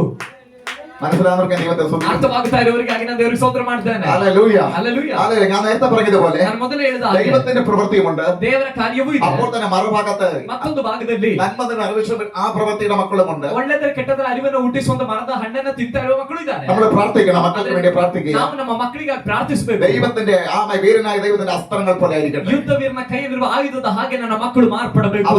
അവർ ദർശനങ്ങൾ കാണും. ನನ್ನ ಮಕ್ಕಳು ದರ್ಶನಗಳನ್ನು അവർ ಕಾಣ್ತಾರೆ. പ്രവചിക്കും. ನನ್ನ ಮಕ್ಕಳು അവർ ಪ್ರವಾದಿಸ್ತಾರೆ. വരാൻ പോകുന്ന കാര്യം വിളിച്ചു ಅವರು പറയും. ಬರಲಿಕ್ಕಿರುವಂತಹ ದೈವೋಕ್ತಿಗಳನ್ನು ಕೂಗಿ അവർ ಹೇಳ್ತಾರೆ. അസ്ത്രമായിട്ട് ദൂത് പ്രവചിക്കും. ಅವರ ಆಯುಧಗಳ ಹಾಗೆ ಪ್ರವಾದನೆಗಳನ್ನು ಪ್ರವಾದಿಸ್ತಾರೆ. അസ്ത്രങ്ങളായിട്ട് അവരെ ദർശനങ്ങൾ കണ്ട കാര്യം പറയും. ಆಯುಧಗಳ ಹಾಗೆ ಅವರು ಕಂಡ ದರ್ಶನಗಳನ್ನು ಹೇಳ್ತಾರೆ. അവർ അസ്ത്രങ്ങളായിട്ട് പ്രാർത്ഥന മുറിക്കാത്തുന്ന ദൈവിക കാര്യങ്ങൾ വിളിച്ചു പറയും. ಅವರ ದೇವರ ಆಯುಧಗಳ ಹಾಗೆ ಪ್ರಾರ್ಥನಾ ಕೋಣಗಳಲ್ಲಿ ದೈವಿಕ ಕಾರ್ಯಗಳನ್ನು ಅವರು ಕೂಗಿ അവർ ಹೇಳ್ತಾರೆ. സഭയ്ക്കകത്ത് പറയും ദൈവിക കാര്യങ്ങൾ. ಅವರ ಸಭೆಗಳ ಒಳಗೂ ದೈವಿಕ ಕಾರ್ಯಗಳನ್ನು അവർ ಹೇಳ್ತಾರೆ. അന്യഭാഷ പറയും. ಅವರ ಅನ್ಯ ಭಾಷೆ ഒരു ಹೇಳ್ತಾರೆ. പ്രവചനാത്മാവിൽ നിറയും. ಅವರು ಪ್ರವಾದನಾತ್ಮನಿಂದ ತುಂಬುತ್ತಾರೆ. ദൈവം പണിയുന്ന വീട്ടിനകത്ത് ದೇವರು ಕಟ್ಟುವ ಮನೆ ಒಳಗಡೆ മക്കളിൽ ഒരു വ്യത്യാസം ഉണ്ടാകും. ಆ ಮನೆಯ ಮಕ್ಕಳಲ್ಲಿ ಒಂದು ಬದಲಾವಣೆ ಇರುತ್ತದೆ. ഇനി മക്കള് ഭാര്യ എങ്ങനെയായിരിക്കും? ಒಂದು ಹೆಂಡತಿ ಹೇಗಿರ್ತಾಳೆ? ഹല്ലേലൂയ. ಆಮೆನ್. ഭാര്യ എങ്ങനെയായിരിക്കും നമ്മുടെ നോക്കാം. ಒಂದು ಹೆಂಡತಿ ഈ മക്കളുടെ ഒരു വിഷയം കൂടി പറഞ്ഞിട്ട് ഞാൻ അതിലേക്ക് വരാനാകുന്നു. ಈ ಮಕ್ಕಳ ಕುರಿತಾಗಿರುವ ಮತ್ತೊಂದು ವಿಷಯವನ್ನು ಹೇಳಿ ನಾನು ಇದಕ್ಕೆ ಬರ್ತೇನೆ. ഹല്ലേലൂയ. അതിന്റെ മൂന്നാമത്തെ വാക്യം വായിച്ചേ. 2:3 മൂന്നാമത്തെ വാക്യം. 128ನೇ ಕೀರ್ತನೆ 3ನೇ ವಾಕ್ಯ ಹೌದು. 128:3. ಅಂತಃಪುರದಲ್ಲಿರುವ ಹಾ. ನಿನ್ನ ಹೆಂಡತಿಯು ಫಲಭರಿತವಾದ ದ್ರಾಕ್ಷಾಲತೆಯಂತಿರುವಳು. ಹಾ. ನಿನ್ನ ಸಂಗಡ ಊಟದ ಮನೆಯ ಸುತ್ತಲೂ ಕೂತುಕೊಳ್ಳುವ ನಿನ್ನ ಮಕ್ಕಳು ಹಾ. ಎಣ್ಣೆ ಮರದ ಸಸಿಗಳಂತಿರುವರು. ഭാര്യയും മക്കളെ അവിടെ കൊടുത്തിട്ടുണ്ട്. ഞാൻ മക്കളുടെ വിഷയം എടുത്തിട്ട് ഭാര്യയിലേക്ക് വരാൻ പോകുന്നു. ಹೆಂಡತಿಯ ಮತ್ತು ಮಕ್ಕಳ ವಿಷಯ ಬರೆಯಲ್ಪಟ್ಟಿದೆ. ನಾನು ಮಕ್ಕಳ ವಿಷಯವನ್ನು ಹೇಳಿ ಹೆಂಡತಿಯ ವಿಷಯ ഇവിടെ മക്കളെ പറയുന്നത് മേശയ്ക്ക് ചുറ്റുമുള്ള ഒലിവ് തൈകൾ. ಇಲ್ಲಿ ಮಕ್ಕಳ ಕುರಿತಾಗಿ ಒಂದು ಕುಟುಂಬದ ಮಕ್ಕಳ ಕುರಿತಾಗಿ ಹೇಳ್ತಿರೋದು ಊಟದ ಮನೆಯ ಸುತ್ತಲೂ ಕುಳಿತುಕೊಳ್ಳುವಂತ ಅಲ್ಲಿ ಒಂದು ಎಣ್ಣೆ ಮರಗಳ ಸಸಿಗಳಂತೆ ಇದ್ದಾರೆ. അതിന് മേശയ്ക്ക് ചുറ്റും ഒലിവ് തൈകൾ ആരാണ്? ഒരു വീട്ടിനകത്തുള്ള മേശയ്ക്ക് ചുറ്റുമുള്ള ഒലിവ് തൈകൾ ആരാണ്? ಒಂದು ಮನೆಯ ಮೇಜಿನ ಸುತ್ತಲೂ ಇರುವಂತ ಎಣ್ಣೆ ಮರದ ಸಸಿಗಳು ಯಾರು? മക്കളാണ്. ಮಕ್ಕಳಾಗಿದ್ದಾರೆ. ഒന്നിവിടെ മോളിൽ കൊടുത്തിരിക്കുന്ന അവർ വീരന്റെ കയ്യിൽ അസ്ത്രം. ಆದ್ರೆ 128ನೇ ಅಧ್ಯಾಯದಲ್ಲಿ ಬರೆಯಲ್ಪಟ್ಟಿರೋದು ಅವ್ರ ಯುದ್ಧ ವೀರನ ಕೈಯಲ್ಲಿರುವಂತ ಅಂಬುಗಳು. അവർ ദൈവത്തിന്റെ കയ്യിലാണ്. ಅವ್ರ ದೇವರ പക്ഷെ ಕೈಯಲ್ಲಿದ್ದಾರೆ. അവരൊരു വീട്ടിൽ എങ്ങനെയായിരിക്കും? ಆದ್ರೆ ಅವರು ಮನೇಲಿ ಹೇಗಿರ್ತಾರೆ? മേശയ്ക്ക് ചുറ്റും ഒലിവ് തൈ. ಊಟದ ಮನೆಯ ಸುತ್ತಲೂ ಇರುವಂತ ಎಣ್ಣೆ ಮರಗಳ ಸಸಿಗಳ ಹಾಗೆ. ഹല്ലേലൂയ. ഇത് ദൈവത്താലുള്ള കുടുംബം. ಇದಾಗಿದೆ ದೇವರಿಂದಿರುವ ಕುಟುಂಬ. ആമേ. ശ്രദ്ധിക്കുക, ഈ ഒലിവ് തൈയുടെ പ്രത്യേകത എന്താ? ಈ ಎಣ್ಣೆ ಮರದ ವಿಶೇಷತೆ ಏನು? പഴയ നിയമത്തിൽ ಹಳೆ ಒಡಂಬಡಿಕೆಯಲ್ಲಿ ആമേ അല്ല എണ്ണ എടുക്കുന്നത് ಎಣ್ಣೆಯನ್ನ ತೆಗೆಯುವಂತದ್ದು. അഭിഷേകം ചെയ്തെടുക്കുന്ന എണ്ണ. അഭിഷേകം ಅದರ ಅರ್ಥ ಅಭಿಷೇಕ ತೈಲವನ್ನ ಮಾಡುವುದಕ್ಕಾಗಿ ತೆಗೆದುಕೊಳ್ಳುವ ಒಲಿವ ಅನ್ನುವಂತ ಮರದ ಆ ವೃಕ್ಷ എന്ന് പറഞ്ഞാൽ അതിന്റെ അർത്ഥം ഞാൻ പറയാം. ಅದರ ಅರ್ಥ ನಾನು ಹೇಳ್ತೇನೆ.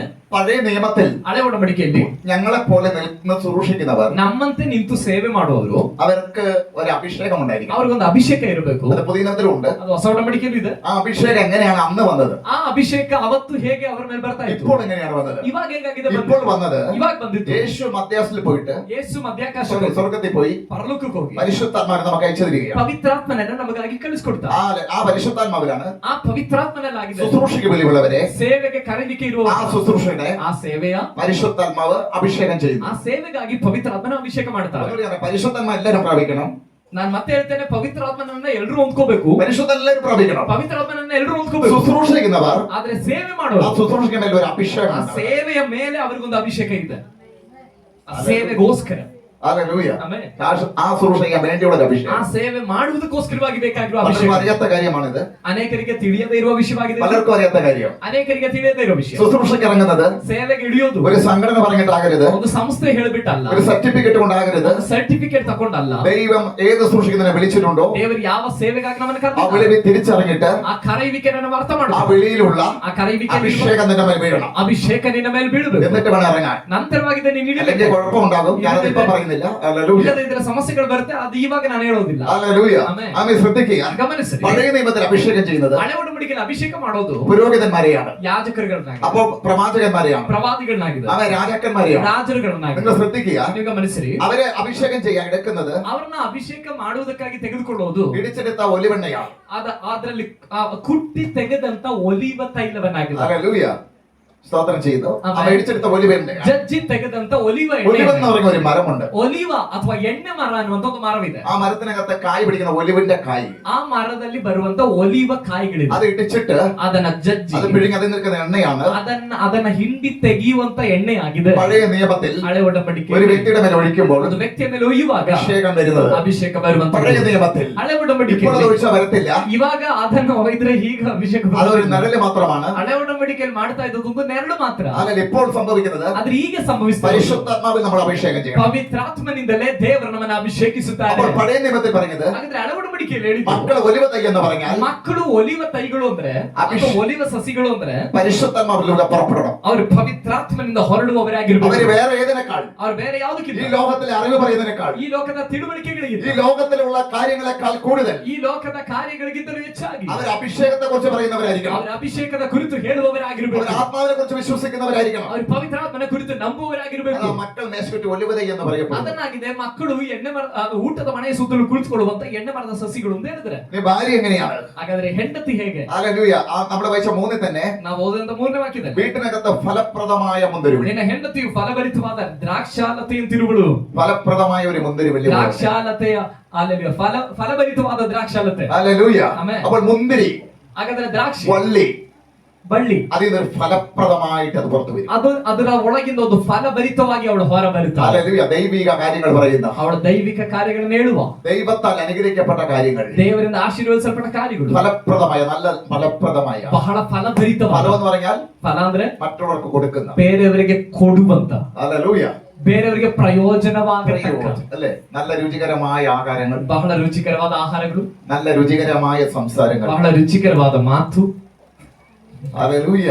ಆಮೇಲೆ അങ്ങനത്തെ വാക്കാ, നല്ല രുചികരമായ, ಯಾವ ರೀತಿಯಾದ ಮಾತಾಡಬೇಕು ಹೆಂಡತಿ ರುಚಿಕರವಾದ ಮಾತುಗಳು. ഫലപ്രദമായ, ಯಾಕಂದ್ರೆ ಅವಳು ಫಲಭರಿತವಾದ ഫലപ്രദമായ കാര്യങ്ങൾ പറയും. ಫಲಭರಿತವಾದ ಮಾತುಗಳನ್ನ ಆಡುದು. മക്കൾക്ക് ഫലം കിട്ടുന്ന കാര്യങ്ങൾ പറയും. ಬೇರೆಯವರಿಗೆ ಫಲ ಉಂಟಾಗತಕ್ಕ ರೀತಿಯಾದ ಮಾತುಗಳನ್ನ ಆಡುದು. മക്കൾക്ക് ഫലം കിട്ടുന്ന കാര്യങ്ങൾ, ಮಕ್ಕಳಿಗೆ ಫಲ ಉಂಟಾಗತಕ್ಕ ರೀತಿಯಾದ ഭർത്താവിന് ಮಾತುಗಳು. ഫലം ഉണ്ടാക്കുന്ന കാര്യങ്ങൾ. ಗಂಡನಿಗೆ ಫಲ ಉಂಟಾಗತಕ್ಕ ರೀತಿಯಾದ നമ്മുടെ ಮಾತುಗಳು. ഭാര്യ വീട്ടിനകത്ത് ഫലപ്രദമായ മുന്തിരി. ಯಾಕಂದ್ರೆ ಅಂತಃಪುರದಲ್ಲಿರುವ ನಿನ್ನ ಹೆಂಡತಿ ಫಲಭರಿತವಾದ ದ್ರಾಕ್ಷಾಲತೆ എവിടെയാ ഫലപ്രദമായ മുന്തിരിവള്ളി? ಎಲ್ಲಿ ಫಲಭರಿತವಾದ ದ್ರಾಕ್ಷಾಲತೆ. എന്നാൽ ഈ നേരത്തെ ഞാൻ പറഞ്ഞ നന്മ അറിവിന്റെ വൃക്ഷത്തിൽ നിന്ന് വന്നാൽ, ಆದ್ರೆ ನಾನು ಮೊದಲೇ ಹೇಳಿದಾಗ ಒಳ್ಳೆದ್ರ ಕೆಟ್ಟದ್ರ ಅರಿವನ್ನ ಹುಟ್ಟಿಸುವ ಮರದ ಹಣ್ಣಿಂದ ಬಂದ್ರೆ ഫലപ്രദമായ മുന്തിരിവള്ളി ആവത്തില്ല. ಅವಳು ಫಲಭರಿತವಾದ ದ್ರಾಕ್ಷಾಲತೆ ಆಗೋದಿಲ್ಲ. ഹല്ലേലൂയ. അവിടെ നിൽക്കട്ടെ. ಅದಲ್ಲೇ ಇರ್ಲಿ, സ്തോത്രം ചെയ്യുന്നു.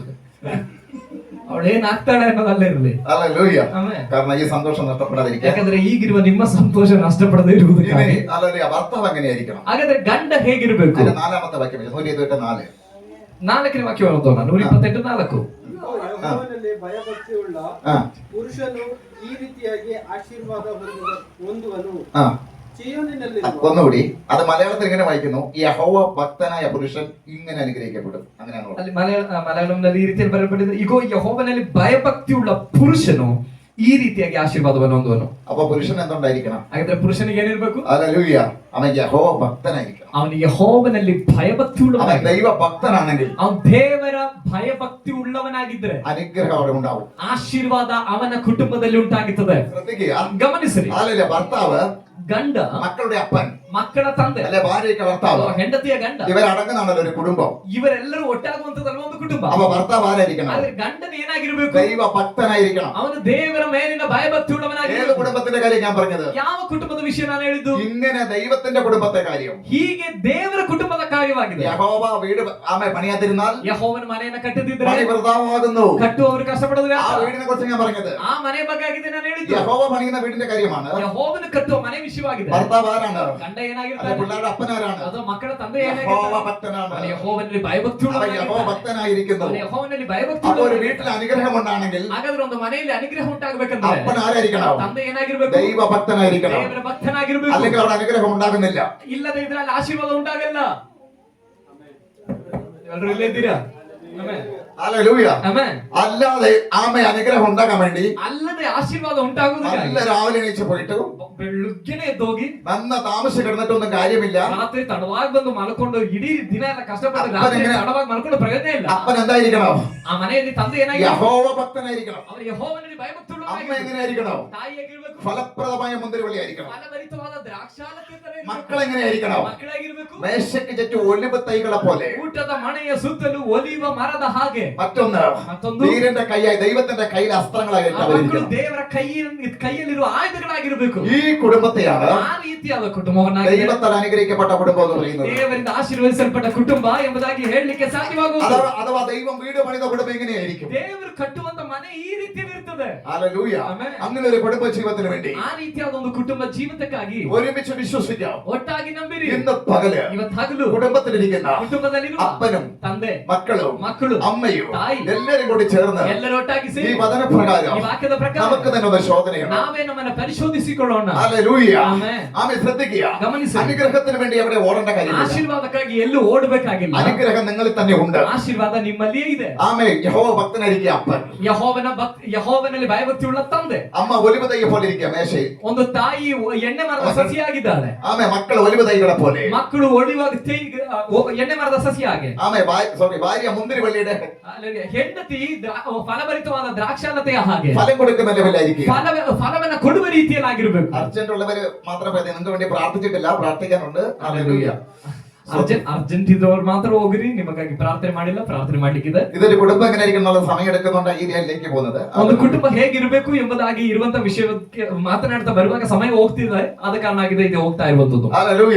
കർത്താവിന്റെ കരങ്ങളിലേക്ക് വിട്ടു കൊടുക്കുക. ಕರ್ತನ ಕರಗಳನ್ನು ಬಿಟ್ಕೊಡೋಣ. ഹല്ലേലൂയ. ಆಮೆನ್. അപ്പോൾ ഭർത്താവ് യഹോവ ഭക്തനായിരിക്കണം. ಹಾಗಾದ್ರೆ ಒಂದು ಗಂಡನು ಒಂದು ಮನೆಯ ಪುರುಷನು ಯೆಹೋವನಲ್ಲಿ ಭಯಭಕ್ತಿ ಉಳ್ಳವನಾಗಿರ್ಬೇಕು. ഭക്തന്മാർ ഇഷ്ടം പോലെ ഉണ്ട്.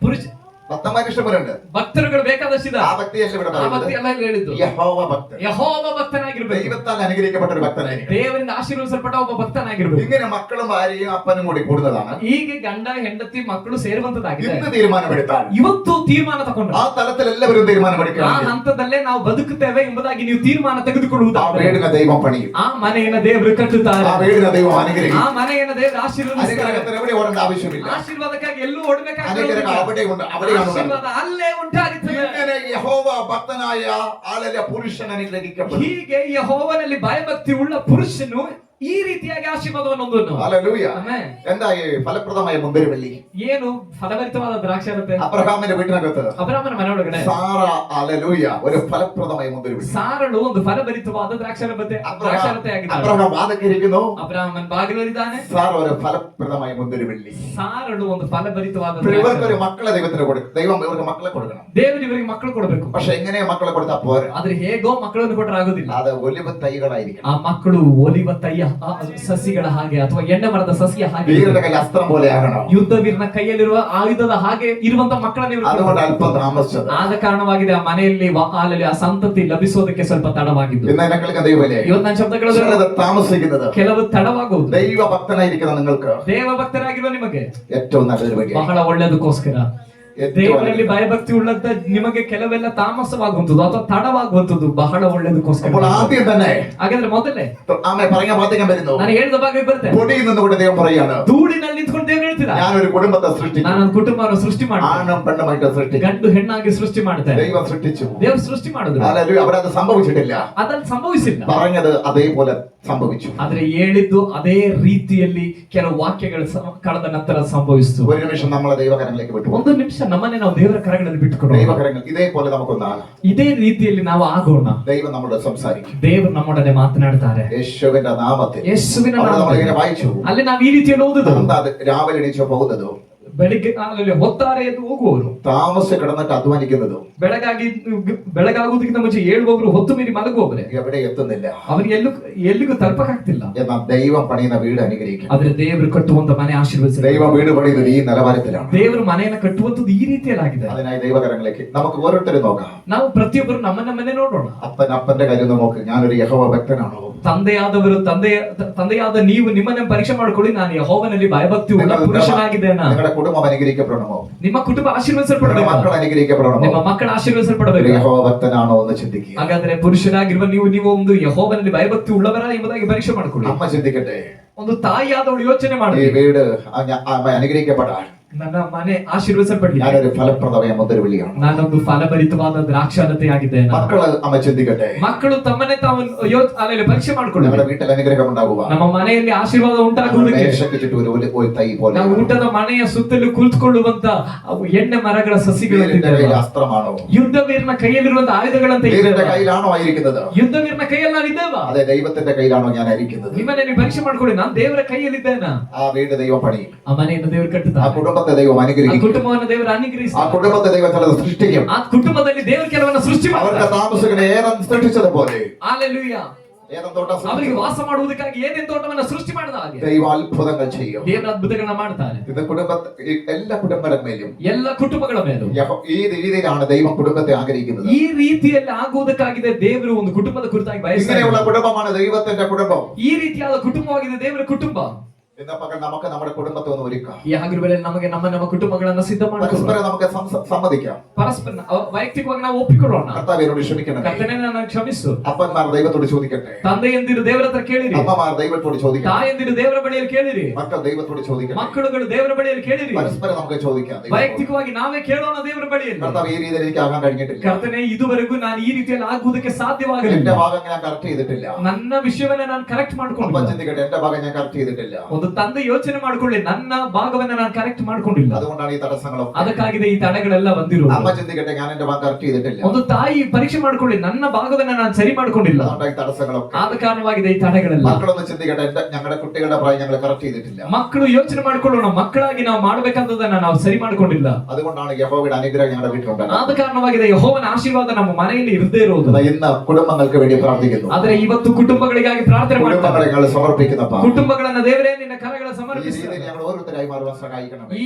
ಕೇಳಲ್ಪಟ್ಟಂತ ವಾಕ್ಯದ ಪ್ರಕಾರ ನಾವು ಒಬ್ಬೊಬ್ಬರು ಮಾರ್ಪಡುವುದಕ್ಕೆ ಸಹಾಯ ಮಾಡು ಕರ್ತನೇ. അവിടെയാണല്ലോ അനുഗ്രഹമുള്ളത്. ಅಲ್ಲಿಯೇ ಆಶೀರ್ವಾದ ನೆಲೆಗೊಂಡಿದೆಯಲ್ಲ. യേശുവിന്റെ നാമത്തിൽ ಯೇಸುವಿನ ನಾಮದಲ್ಲಿ ഞങ്ങൾ ഒരുമിച്ച് സമർപ്പിക്കുന്നു. ನಾವು ಒಟ್ಟಾಗಿ ಸಮರ್ಪಿಸುತ್ತೇವೆ. ഈ സമയം കർത്താവിന്റെ കരങ്ങളിലേക്ക് എല്ലാ കുടുംബങ്ങളും വിട്ടുകൊടുത്തു. ಈ ಸಮಯದಲ್ಲಿ ಎಲ್ಲಾ ಕುಟುಂಬಗಳು ಕರ್ತನ ಕರಗಳಲ್ಲಿ ಒಪ್ಪಿಸಿಕೊಡೋಣ. കുടുംബങ്ങൾ അനുഗ്രഹിക്കപ്പെടണമോ? ಕುಟುಂಬಗಳು അത് ಆಶೀರ್ವದಿಸಲ್ಪಡಬೇಕು. ദൈവത്തിൽ നിന്ന് ಅದು മാത്രമായിരിക്കും. ದೇವರಿಂದ ಮಾತ್ರವೇ ಸಾಧ್ಯ. അനുഗ്രഹം ദൈവത്തിൽ നിന്നേ ഉള്ളൂ, വേറെ എവിടെ നിന്നുമില്ല. ಅನುಗ್ರಹ ದೇವರಿಂದಲೇ ಇರೋದು, ಬೇರೆ ಎಲ್ಲಿಂದಲೂ ಇಲ್ಲ. ഈ രീതിയിൽ നാം ആകുമ്പോഴാണ്. ಈ ರೀತಿಯಲ್ಲಿ ನಾವು ಆಗುವಾಗಿದೆ. Hallelujah, hallelujah. ഈ സമയം പരിശുദ്ധാത്മാവ് ಈ ಸಮಯದಲ್ಲಿ ಪವಿತ್ರಾತ್ಮನು ഓരോ മക്കളുടെ മേലെ ക്രിയ ചെയ്യുകയാണ്. ಪ್ರತಿಯೊಂದು ಮಕ್ಕಳ ಮೇಲೆ ಕ್ರಿಯೆ ಮಾಡಲಿ. ഒന്ന് വിട്ടുകൊടുക്കാമോ? ನಿಮ್ಮನ್ನ ನೀವು ಸಮರ್ಪಿಸಬಹುದು. കേട്ടതുപോലെ ಕರ್ತನೆ ಕೇಳಲ್ಪಟ್ಟ ಪ್ರಕಾರ ഭർത്താവ് അങ്ങനെ ആകട്ടെ, ഭാര്യ അങ്ങനെ ആകട്ടെ, ಒಂದು ಗಂಡನ ಆ ರೀತಿ ಆಗಲಿ, ಒಂದು ಹೆಂಡತಿ ಆ ರೀತಿ ಆಗಲಿ, മക്കൾ അങ്ങനെ ആകട്ടെ. ಮಕ್ಕಳು ಹಾಗೆ ಆಗಲಿ. ഹല്ലേലൂയ. ಆಮೆನ್. ഇത് ഇത് പറഞ്ഞു തീർക്കുന്നതിന് മുമ്പ് തന്നെ ಇದನ್ನ ಹೇಳಿ ಮುಕ್ತಾಯ ಮಾಡೋದಕ್ಕಿಂತ ಮುಂಚೆ ഒരു കാര്യങ്ങൾ നിങ്ങളെ ഓർപ്പിക്കാൻ ആഗ്രഹിക്കുന്നു. ಒಂದು ವಿಷಯವನ್ನ ನಿಮ್ಮ ನೆನಪಿಗೆ ತರುವುದಕ್ಕಾಗಿ ಬಯಸ್ತೇನೆ. ഈ മക്കൾ എങ്ങനെയാണ് നമുക്ക് കിട്ടിയത്? ಈ ಮಕ್ಕಳು ನಮಗೆ ಸಿಕ್ಕಿದ್ದು ಹೇಗೆ? അതുകൂടെ പറഞ്ഞ് നമുക്ക് സമർപ്പിക്കാം. ಅದನ್ನ ಹೇಳಿ ನಾವು ಸಮರ್ಪಿಸೋಣ. ഹല്ലേലൂയ.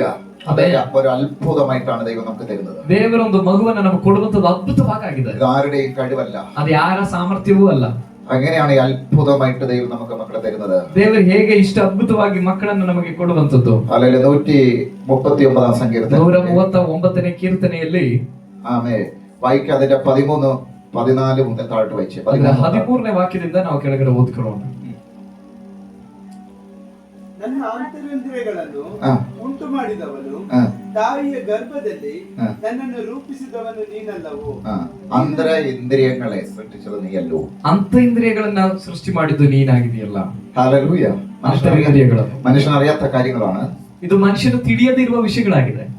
നിർമ്മിച്ചു. അതിന്റെ താഴെ വായിച്ചാട്ടെ. ನೀನು ನನ್ನನ್ನು ಅದ್ಭುತವಾಗಿಯೂ ವಿಚಿತ್ರವಾಗಿಯೂ ರಚಿಸಿದ್ದರಿಂದ ನಿನ್ನನ್ನು ಕೊಂಡಾಡುತ್ತೇನೆ. അങ്ങനെയല്ലേ നമ്മളെ സൃഷ്ടിച്ചിരിക്കുന്നത്? ಆ ರೀತಿಯಲ್ಲ ನಮ್ಮನ್ನ ಸೃಷ್ಟಿ ಮಾಡಿರೋದು. ഒന്ന് ചിന്തിച്ചു. നിങ്ങളൊരു ഡോക്ടർ നല്ല അല്ലെങ്കിൽ ഈ ഡോക്ടർ ഞാൻ എനിക്ക് എന്റെ ശുശ്രൂഷ മുഴുവൻ ആത്മാവിലാണ്. ನನ್ನ ಸೇವೆ ಎಲ್ಲವೂ ಆತ್ಮದಲ್ಲಾಗಿದೆ. ആത്മാവിന്റെ വെളിപ്പാടിലെ ഞാൻ ഈ കാര്യങ്ങൾ പറയുന്നത്. ಆತ್ಮನ ಪ್ರಕಟಣೆಯಲ್ಲಾಗಿದೆ ನಾನು ಒಂದೊಂದು ಕಾರ್ಯಗಳನ್ನು ಹೇಳೋದು. പക്ഷേ ഈ വലിയ വലിയ ഹോസ്പിറ്റലിൽ പോയാൽ ಆದ್ರೆ ನೀವು ದೊಡ್ಡ ದೊಡ್ಡ ಹಾಸ್ಪಿಟಲ್ಗಳಿಗೆ ಹೋದರೆ ഡോക്ടർ പഠിക്കുന്ന പിള്ളേരുണ്ട്, ಮೆಡಿಕಲ್ಗೆ ಓದುವಂತ ಮಕ್ಕಳಿದ್ದಾರೆ. അല്ലെങ്കിൽ ഒരു മനുഷ്യന്റെ ശരീരത്തെ കുറിച്ചൊക്കെ ശരിക്കും പഠിക്കാറുണ്ട്. ಒಂದು ಮನುಷ್ಯನ ಶರೀರದ ಬಗ್ಗೆ ಅವರು ಚೆನ್ನಾಗಿ ಕಲಿತಾರೆ. അവരൊക്കെ ഇത് കേൾക്കണമായിരുന്നു.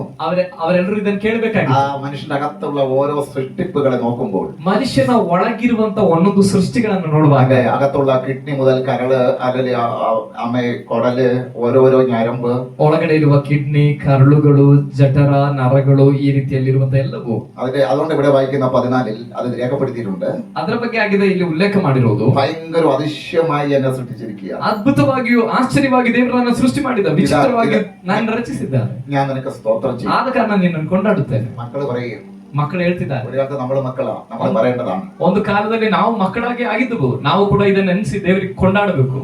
അതെന്റെ ഉള്ള നല്ലവണ്ണം അറിയുന്നു. ನನ್ನ ಹೃದಯ ಚೆನ್ನಾಗಿ ಗ್ರಹಿಸಿಕೊಂಡಿದೆ. അപ്പൊ ഒരു ദൈവ പൈതൽ, ಹಾಗಾದ್ರೆ ಒಬ್ಬ ದೇವರ ಮಗನು, വീരന്റെ കയ്യിൽ നിൽക്കുന്ന ഒരു മക്കൾ, ಯುದ್ಧ ವೀರನ ಕೈಯಲ್ಲಿರುವಂತ ಒಂದು ಮಕ್ಕಳು ഇത് നല്ലവണ്ണം അറിയും. ಇದನ್ನ ಚೆನ್ನಾಗಿ ಗ್ರಹಿಸಿಕೊಳ್ತಾರೆ. ഹല്ലേലൂയ. എന്നിട്ട് 15 എന്താ വായിക്കുന്നത്? ನಂತರ 15ನೇ ವಾಕ್ಯದಲ್ಲಿ ಏನ್ ಹೇಳ್ತಿರೋದು? ഞാൻ രഹസ്യത്തിൽ ഉണ്ടാകപ്പെട്ടു, ಗುಪ್ತ ಸ್ಥಳದಲ್ಲಿ ಏರ್ಪಡ್ತಾ ಇದ್ದನು. ഹല്ലേലൂയ. ಆಮೆನ್. വായിച്ചട്ടെ. ನಾನು ಗುಪ್ತ ಸ್ಥಳದಲ್ಲಿ ಏರ್ಪಡುತ್ತಾ ಭೂಗರ್ಭದಲ್ಲಿ ರಚಿಸಲ್ಪಡುತ್ತಾ ಇದ್ದಾಗ ನನ್ನ ಅಸ್ಥಿ ಪಂಜರವು ನಿನಗೆ ಮರೆಯಾಗಿದ್ದಿಲ್ಲ. ನಾನು ಇನ್ನು ಕೇವಲ ಪಿಂಡವಾಗಿರುವಾಗ ನಿನ್ನ ಕಣ್ಣುಗಳು ನನ್ನನ್ನು ನೋಡಿದವು. ഭയങ്കരമാണ്. ಆಮೆನ್. ഞാൻ എന്റെ അമ്മയിലെ ഷേപ്പ് വരുന്നതിന് മുമ്പ് നിന്റെ കണ്ണ് എന്നെ കണ്ടുകൊണ്ട്, ನನ್ನ ತಾಯಿ ಒಳಗಡೆ ನಾನಿನ್ನೊಂದು ರೂಪವಾಗುವುದಕ್ಕಿಂತ ಮುಂಚೆನೆ ನಿನ್ನ ಕಣ್ಣುಗಳು ನನ್ನನ್ನು ಕಂಡವು. ഇവൻ എന്റെ വീരന്റെ കയ്യിൽ അസ്ത്രമായിട്ട്, ಇವನು ನನ್ನ ವೀರನ ಕೈಯಲ್ಲಿರುವಂತ ಒಂದು ಆಯುಧದ ಹಾಗೆ, മേശകെട്ട് ഒരു ഒലിവ് തൈയായിട്ട്, ಇವನು ಊಟದ ಮನೆಯ ಸುತ್ತಲೂ ಒಂದು ಎಣ್ಣೆ ಮರದ ಸಸಿಯಾಗಿ ಮಾರ್ಪಡೋದನ್ನ ದೇವರ ಕಣ್ಣುಗಳು ಗರ್ಭದಲ್ಲಿರುವಾಗಲೇ ನಮ್ಮನ್ನ ಕಂಡವು. യേശുവിന് വേണ്ടി ശുശ്രൂഷിക്കാൻ ഒരു അപ്പോസ്തലനായിട്ട്, ಯೇಸುವಿಗಾಗಿ ಸೇವೆ ಮಾಡುವುದಕ್ಕಾಗಿ ಒಬ್ಬ ಅಪೊಸ್ತಲನಾಗಿ, ഒരു പ്രവാചകനായിട്ട്, ಒಬ್ಬ ಪ್ರವಾದಿಯಾಗಿ, ഒരു സുവിശേഷകനായിട്ട്, ಒಬ್ಬ ಸುವಾರ್ತಿಕನಾಗಿ, ഒരു ഇടയനായിട്ട്, ಒಬ್ಬ ಕುರುಬನಾಗಿ, ഒരു പ്രാർത്ഥിക്കുന്ന വ്യക്തിയായിട്ട്, ಒಬ್ಬ ಪ್ರಾರ್ಥನೆ ಮಾಡುವ ഒരു ವ್ಯಕ್ತಿಯಾಗಿ, നല്ല സാക്ഷ്യം വഹിക്കുന്ന, ಒಂದು ಒಳ್ಳೆ ಸಾಕ್ಷಿ ಇರುವ ವ್ಯಕ್ತಿಯಾಗಿ, ഒരു ഭക്തിയായിട്ട്, ಒಬ್ಬ ಭಕ್ತಿಯುಳ್ಳವನಾಗಿ, യേശുവിനെ ഉയർത്തുന്നവളായിട്ട്, ಯೇಸುವನ್ನ ಮಹಿಮೆಪಡಿಸುವವಳಾಗಿ, യേശുവിനോട് ജീവിക്കുന്നവളായിട്ട്, ಯೇಸುವಿಗಾಗಿ ಜೀವಿಸುವವರಾಗಿ, ഞാൻ അകത്ത് പിണ്ടാര ഷേപ്പ് വരുന്നതിന് മുമ്പ് എന്നെ ദൈവം നോക്കിക്കൊണ്ടിരിക്കുന്നു. ನಾನು ಗರ್ಭದಲ್ಲಿ ರೂಪಿಸಲ್ಪಡೋದಕ್ಕಿಂತ ಮುಂಚೆನೆ ದೇವರ ಕಣ್ಣುಗಳು ಆಗಲೇ ನನ್ನನ್ನ ನಾನು ಯಾರಾಗುತ್ತೇನೆ ಅನ್ನೋದಕ್ಕಾಗಿ ದೇವರು ನನ್ನ ನೋಡ್ತಾ ಇದ್ದನು. അതുകൊണ്ട് ഈ ലോകത്തിലെ ഒരു ശക്തിയും പറയുന്നത് പോലെ അല്ല നമ്മൾ. ಆದ ಕಾರಣ ಈ ಲೋಕದ ಯಾವ ಶಕ್ತಿಯೂ ಹೇಳುವ ಹಾಗಲ್ಲ ನಾವು. യേശു പറഞ്ഞതുപോലെയാണ്. ಯೇಸು ಹೇಳುವ ಹಾಗೆ. ഹല്ലേലൂയ. അങ്ങനെ കണ്ടിരുന്നു. ಹಾಗೆ ನಮ್ಮನ್ನ ಆತನ ಕಂಡಿದ್ದನು, ಆತನ ಕಣ್ಣುಗಳು ನಮ್ಮನ್ನ ಕಂಡಿದ್ದವು. അവയെല്ലാം നിന്റെ പുസ്തകങ്ങളിൽ എഴുതിയിരിക്കുന്നു. ನನ್ನ ಆಯುಷ್ಕಾಲದ ಪ್ರಥಮ ದಿನವು ಪ್ರಾರಂಭವಾಗುವ ಮೊದಲೇ ಅದರ ಎಲ್ಲ ದಿನಗಳು ನಿನ್ನ ಪುಸ್ತಕದಲ್ಲಿ ಬರೆಯಲ್ಪಟ್ಟವು. എന്നെ കുറിച്ച് ഈ ബൈബിൾ എഴുതിയിട്ടുണ്ടെന്ന്, ನನ್ನ ಕುರಿತಾಗಿ ಬೈಬಲ್ ನಲ್ಲಿ ಬರೆಯಲ್ಪಟ್ಟಿದೆ. ഹല്ലേലൂയ. ಆಮೆನ್. ബൈബിൾ ഹല്ലേലൂയ ആയിരിക്കുന്ന വചനം ಬೈಬಲ್ ನಲ್ಲಿರುವ ವಾಕ್ಯ എന്നെ കുറിച്ച് എഴുതിയിട്ടുണ്ടെന്ന്, ನನ್ನ ಕುರಿತಾಗಿ ಬರೆಯಲ್ಪಟ್ಟಿದೆ. അതാ യിരെമ്യ 1:5 പറയുന്നു. ಆದ ಕಾರಣ ಆಗಿದೆ ಯೆರೆಮೀಯನ ಪ್ರವಾದನೆಗಿಂತ 1:5 ವಾಕ್ಯ, ഞാൻ ഉദരത്തിലിരിക്കുമ്പോൾ തന്നെ, ನಾನು ಗರ್ಭದಲ್ಲಿ ಇರುವಾಗಲೇ, ഇവിടെ പറഞ്ഞത് ಇಲ್ಲಿ ಹೇಳಿದ್ದು, നിന്റെ കണ്ണ് കണ്ടത് ನಿನ್ನ ಕಣ್ಣುಗಳು ഒരു ಕಂಡಿದ್ದು പ്രവാചകനായിട്ടാണോ, ಒಬ್ಬ ಪ್ರವಾದಿಯಾಗಿಯೋ, അപ്പോസ്തലനായിട്ടാണോ, ಒಬ್ಬ ಅಪೊಸ್ತಲನಾಗಿಯೋ, എന്തായിട്ടും ദൈവം അവിടെ കണ്ടു. ಯಾರಾಗಿ ದೇವರು ನಮ್ಮನ್ನು ಕಂಡನು, ആ കണ്ട വിഷയമാണ് ಆ ಕಂಡ ವಿಷಯವಾಗಿ യെശയ്യാവിൽ ദൈവം പറയുന്നത്. ಯೆಶಾಯನ ಬರೆದ ಪ್ರವಾದನೆ ಗ್ರಂಥದಲ್ಲಿ ದೇವರು നിങ്ങളുടെ ಹೇಳ್ತಾನೆ, വിചാരമല്ല എന്റെ വിചാരങ്ങൾ, ನಿಮ್ಮ ಆಲೋಚನೆಗಳಲ್ಲ ನನ್ನ ಆಲೋಚನೆ, നിങ്ങളുടെ വഴിയല്ല എന്റെ വഴികൾ, ನಿಮ್ಮ ಮಾರ್ಗಗಳಲ್ಲ ನನ್ನ ಮಾರ್ಗ. മനുഷ്യന്റെ വഴി ആ വിചാരത്തിലേക്ക് വരാത്തത് കൊണ്ടാണ് ദൈവം പറഞ്ഞത്. ಮನುಷ್ಯನ ದಾರಿ ಆ ಆಲೋಚನೆಗಳಿಗೆ ಬರದೇ ಇರುವುದರಿಂದಾಗಿದೆ ದೇವರು ಹೇಳ್ತಿರೋದು. ഹല്ലേലൂയ. ആമേൻ. എന്റെ വിചാരങ്ങൾ അന്ന് മുതലേ നിന്നെ കണ്ടപ്പോഴേ ഉണ്ടായിരുന്നു. ನನ್ನ ಆಲೋಚನೆಗಳು ನಿನ್ನನ್ನ ಕಂಡ ದಿನದಿಂದಲೇ ನನಗಿದೆ. അസ്ഥികളൊക്കെ വരുമ്പോൾ തന്നെ ಎಲುಬುಗಳು ನಮ್ಮಲ್ಲಿ ಬರೋದಕ್ಕಿಂತ എന്റെ ಮುಂಚೆ കൈയാണ് അവിടെ മനഞ്ഞത്. ನನ್ನ ಕೈಯೇ ನಿನ್ನನ್ನು ರೂಪಿಸಿದವು. അല്ലാതെ അസ്ഥി വരുന്നത്. ಅಲ್ಲದೆ ಇದ್ರೆ ನಮ್ಮ ಒಳಗಡೆ ಎಲುಬುಗಳು ಬರೋದು ಹೇಗೆ? ഹല്ലേലൂയ. ಆಮೆನ್. കർത്താവിനെ സ്തോത്രം ചെയ്യുന്നു. ಕರ್ತನಿಗೆ ಸ್ತೋತ್ರವಾಗಲಿ. ആമേൻ. ഇങ്ങനെയാണ് മക്കളെ ദൈവം തന്നത്. ಈ ರೀತಿಯಲ್ಲಾಗಿದೆ ಒಂದು ಮಕ್ಕಳನ್ನ ದೇವರು ನಮಗೆ ಕೊಟ್ಟಿದ್ದು. ഇപ്പോൾ വായിച്ചതുപോലെ ಇವಾಗ ಓದಿದ ಪ್ರಕಾರ ദൈവത്തിന് എത്ര സ്തുതിക്കണമല്ലേ. ಆಗಿರುವುದಾದ್ರೆ ದೇವರನ್ನ ನಾವು ಎಷ್ಟು ಸ್ತುತಿಸಬೇಕು. ഹല്ലേലൂയ. ഒരു കുടുംബം എങ്ങനെയായിരിക്കണം? ಒಂದು ಕುಟುಂಬ ಹೇಗಿರಬೇಕು? ദൈവത്താൽ ഉള്ള കുടുംബം, ದೇವರಿಂದಿರುವ ಒಂದು ಕುಟುಂಬ, ദൈവം പണിയുന്ന കുടുംബം. ದೇವರು ಕಟ್ಟುವ ಕುಟುಂಬ. ഈ സമയം ദൈവകരങ്ങൾ നമുക്ക് എല്ലാവർക്കും ഒന്ന് ಈ വിട്ടുകൊടുക്കാം. ಸಮಯದಲ್ಲಿ ದೇವರ ಕರಗಳಲ್ಲಿ ನಮ್ಮನ್ನೇ ನಾವು ಸಂಪೂರ್ಣವಾಗಿ ಬಿಟ್ಟುಕೊಳ್ಳೋಣ. യേശുവിന്റെ നാമത്തിൽ. ಯೇಸುವಿನ ನಾಮದಲ್ಲಿ. ഹല്ലേലൂയ. ആരും മാറി നിൽക്കണ്ട. ಯಾರು ಹಿಂಜರಿಯಬೇಡ್ರಿ. നിങ്ങളുടെ കുടുംബം ഒരു അത്ഭുതമാണ്. ನಿಮ್ಮ ಕುಟುಂಬ ಒಂದು ಅದ್ಭುತವಾಗಿದೆ. ആ കുടുംബത്തെ നല്ലതായിട്ട് കൊണ്ടുപോകേണ്ട നമ്മുടെ ഉത്തരവാദിത്വമാണ്. ಆ ಕುಟುಂಬವನ್ನು ಒಳ್ಳೆ ರೀತಿಯಲ್ಲಿ ಮುಂದೆ ತೆಗೆದುಕೊಂಡು ಹೋಗ್ಬೇಕಾಗಿರೋದು ನಮ್ಮ ಜವಾಬ್ದಾರಿಯಾಗಿದೆ. ശാപം പോലെയുള്ള പ്രശ്നങ്ങൾ, ಅನೇಕ ಬಾರಿ ಶಾಪದಂತಿರುವ ಸಮಸ್ಯೆಗಳು, പലവിധമായ പ്രതികൂലങ്ങൾ, ಅನೇಕ ವಿಧವಾದ ಅನಾನುಕೂಲಗಳು, സ്വസ്ഥത ഇല്ലാതാക്കുന്ന ಸಮಾಧಾನ ಇಲ್ಲದಂತೆ ಮಾಡುವಂತ ಕೆಲವು ವಿಷಯಗಳು. ഇന്ന് അതിന്റെ ಮೇಲೆ ഒരു വിടുതൽ വരാൻ ಇವತ್ತು പോകുന്നു. ಅದರ ಮೇಲೊಂದು ಬಿಡುಗಡೆ ಬರ್ಲಿಕ್ಕೆ ಹೋಗುತ್ತೆ. ഞാൻ ആകേണ്ടതുപോലെ ആകാൻ തീരുമാനമെടുക്കുകയാണെങ്കിൽ, ನಾನು ಆಗಬೇಕಾದ ರೀತಿಯಲ್ಲಿ ಆಗುವುದಕ್ಕೆ, ದೇವರು ಇಚ್ಛಿಸುವ ಪ್ರಕಾರ ಆಗುವುದಕ್ಕೆ ತೀರ್ಮಾನ ತಗೊಳ್ಳೋದಲ್ಲ. അപ്പൻ എന്തായിരിക്കണം? ಒಂದು ತಂದೆ ಹೇಗಿರ್ಬೇಕು? യഹോവ ഭക്തനായിരിക്കണം. ಅವನ ಯೆಹೋವನಲ್ಲಿ ಭಯಭಕ್ತಿ. ഭാര്യ എന്തായിരിക്കണം? ಒಂದು ಹೆಂಡತಿ ഒരു ಹೇಗಿರ್ಬೇಕು? ഒരു മുന്തിരി വള്ളി ആയിരിക്കണം. ಅವಳು ಫಲಭರಿತವಾದ ದ್ರಾಕ್ಷಾರತೆ ಆಗಿರ್ಬೇಕು. മക്കൾ എന്തായിരിക്കണം? ಒಂದು ಮಕ್ಕಳು ಹೇಗಿರ್ಬೇಕು? ഒലിവ് തൈ പോലെ ആയിരിക്കണം. ಅವರು ಎಣ್ಣೆ ಮರದ ಸಸಿಗಳಾಗಿರ್ಬೇಕು. അഭിഷേകം അവരുടെ മേൽ ജ്വലിക്കണം. ಅಭಿಷೇಕ ಯಾವಾಗಲೂ ಅವರ ಮೇಲೆ ಉರಿಯಬೇಕು. ദൈവിക കാര്യങ്ങൾ അവർ വിളിച്ചു പറയണം. ದೈವಿಕ ಕಾರ್ಯಗಳನ್ನು ಅವರು ಬಾಯಿಂದ വീരന്റെ ಹೇಳ್ತಾರೆ. കയ്യിൽ അസ്ത്രം.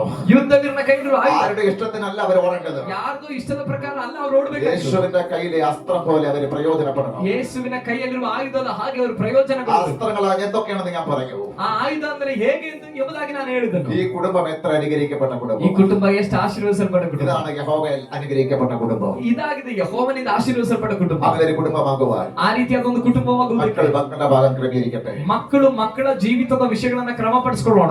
അപ്പന്റെ ഭാഗം ക്രമീകരിക്കട്ടെ. ಒಂದು ತಂದೆಯಾಗಿರುವವನ ಅವರ ವಿಷಯಗಳನ್ನ ಅವರು ಕ್ರಮಪಡಿಸಿಕೊಳ್ಳೋಣ. ഭാര്യമാർ അവരുടെ കാര്യങ്ങൾ ಒಂದು ക്രമീകരിക്കട്ടെ. ಹೆಂಡತಿಯಾದವಳು ಅವಳ ವಿಷಯಗಳನ್ನ ಕ್ರಮಪಡಿಸಿಕೊಳ್ಳಲಿ. ഹല്ലേലൂയ. കുടുംബത്തിന്റെ വിടുതൽ എവിടെയാണ്? ಒಂದು കുಟುಂಬದ ಬಿಡುಗಡೆ ಎಲ್ಲಿ? പലർക്കും തോന്നും ಅನೇಕರಿಗೆ ಅನ್ಸುತ್ತೆ എന്റെ അധ്വാനം കൊണ്ടാ, ನನ್ನ ಕಷ್ಟರಜಿತದಿಂದ, എന്റെ കഴിവ് കൊണ്ടാ ನನ್ನ ಸಾಮರ್ಥ್ಯ ഇതെല്ലാം നേടിയത്. ಇದೆಲ್ಲ ಸಂಪಾದನೆ ಮಾಡಿ ഒരിക്കലുമല്ല.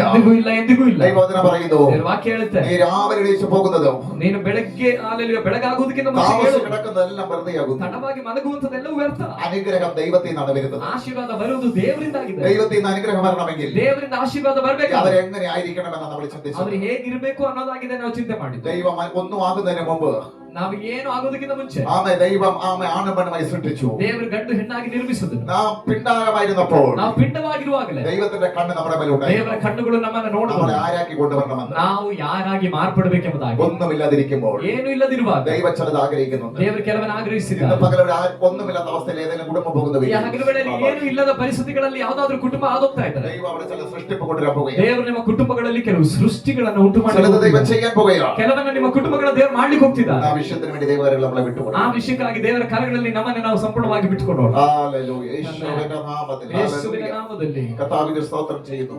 ಕರ್ತನಿಗೆ ಸ್ತೋತ್ರವಾಗಲಿ. ഞാനിത് പറയുമ്പോൾ തന്നെ ನಾನು ಇದನ್ನು ಹೇಳ್ತಿರುವಾಗಲೇ നെഞ്ചുവേദന സംബന്ധമായ ഒരു അസുഖത്തെ കർത്താവ് എടുത്ത് കാണിക്കുന്നു. ಎದೆ ನೋವಿಗೆ ಸಂಬಂಧಪಟ್ಟಂತ ಕೆಲವು ಬಲಹೀನತೆಗಳನ್ನು ದೇವರು ತೋರಿಸ್ತಾ ಇದ್ದಾರೆ. അതുപോലെ കൂടെ വയറിന്റെ പ്രയാസങ്ങളുണ്ട്. ಅದೇ ರೀತಿಯಲ್ಲಿ ಹೊಟ್ಟೆಗೆ ಸಂಬಂಧ ಪ್ರಯಾಸಗಳು രണ്ടും കൂടെ ഒരുമിച്ച് അസ്വസ്ഥപ്പെടുത്തുന്ന ಆ ಎರಡು ಸೇರಿ ಅಸ್ವಸ್ಥಪಡಿಸುವ ഇപ്പോൾ തന്നെ കർത്താവേ, ಆ ರೋಗ ಈಗಲೇ ഇപ്പോൾ തന്നെ കർത്താവേ, ಈಗಲೇ ಕರ್ತನೆ യേശുക്രിസ്തുവിന്റെ നാമത്തിൽ സൗഖ്യമാകട്ടെ. ಯೇಸು ಕ್ರಿಸ್ತನ ನಾಮದಲ್ಲಿ ಸೌಖ್ಯವಾಗಲಿ. ഇന്ന് യേശുവിൻ നാമത്തിൽ സൗഖ്യമാകട്ടെ. ಯೇಸುವಿನ ನಾಮದಲ್ಲಿ ಸೌಖ್ಯವಾಗಲಿ. ഹല്ലേലൂയ.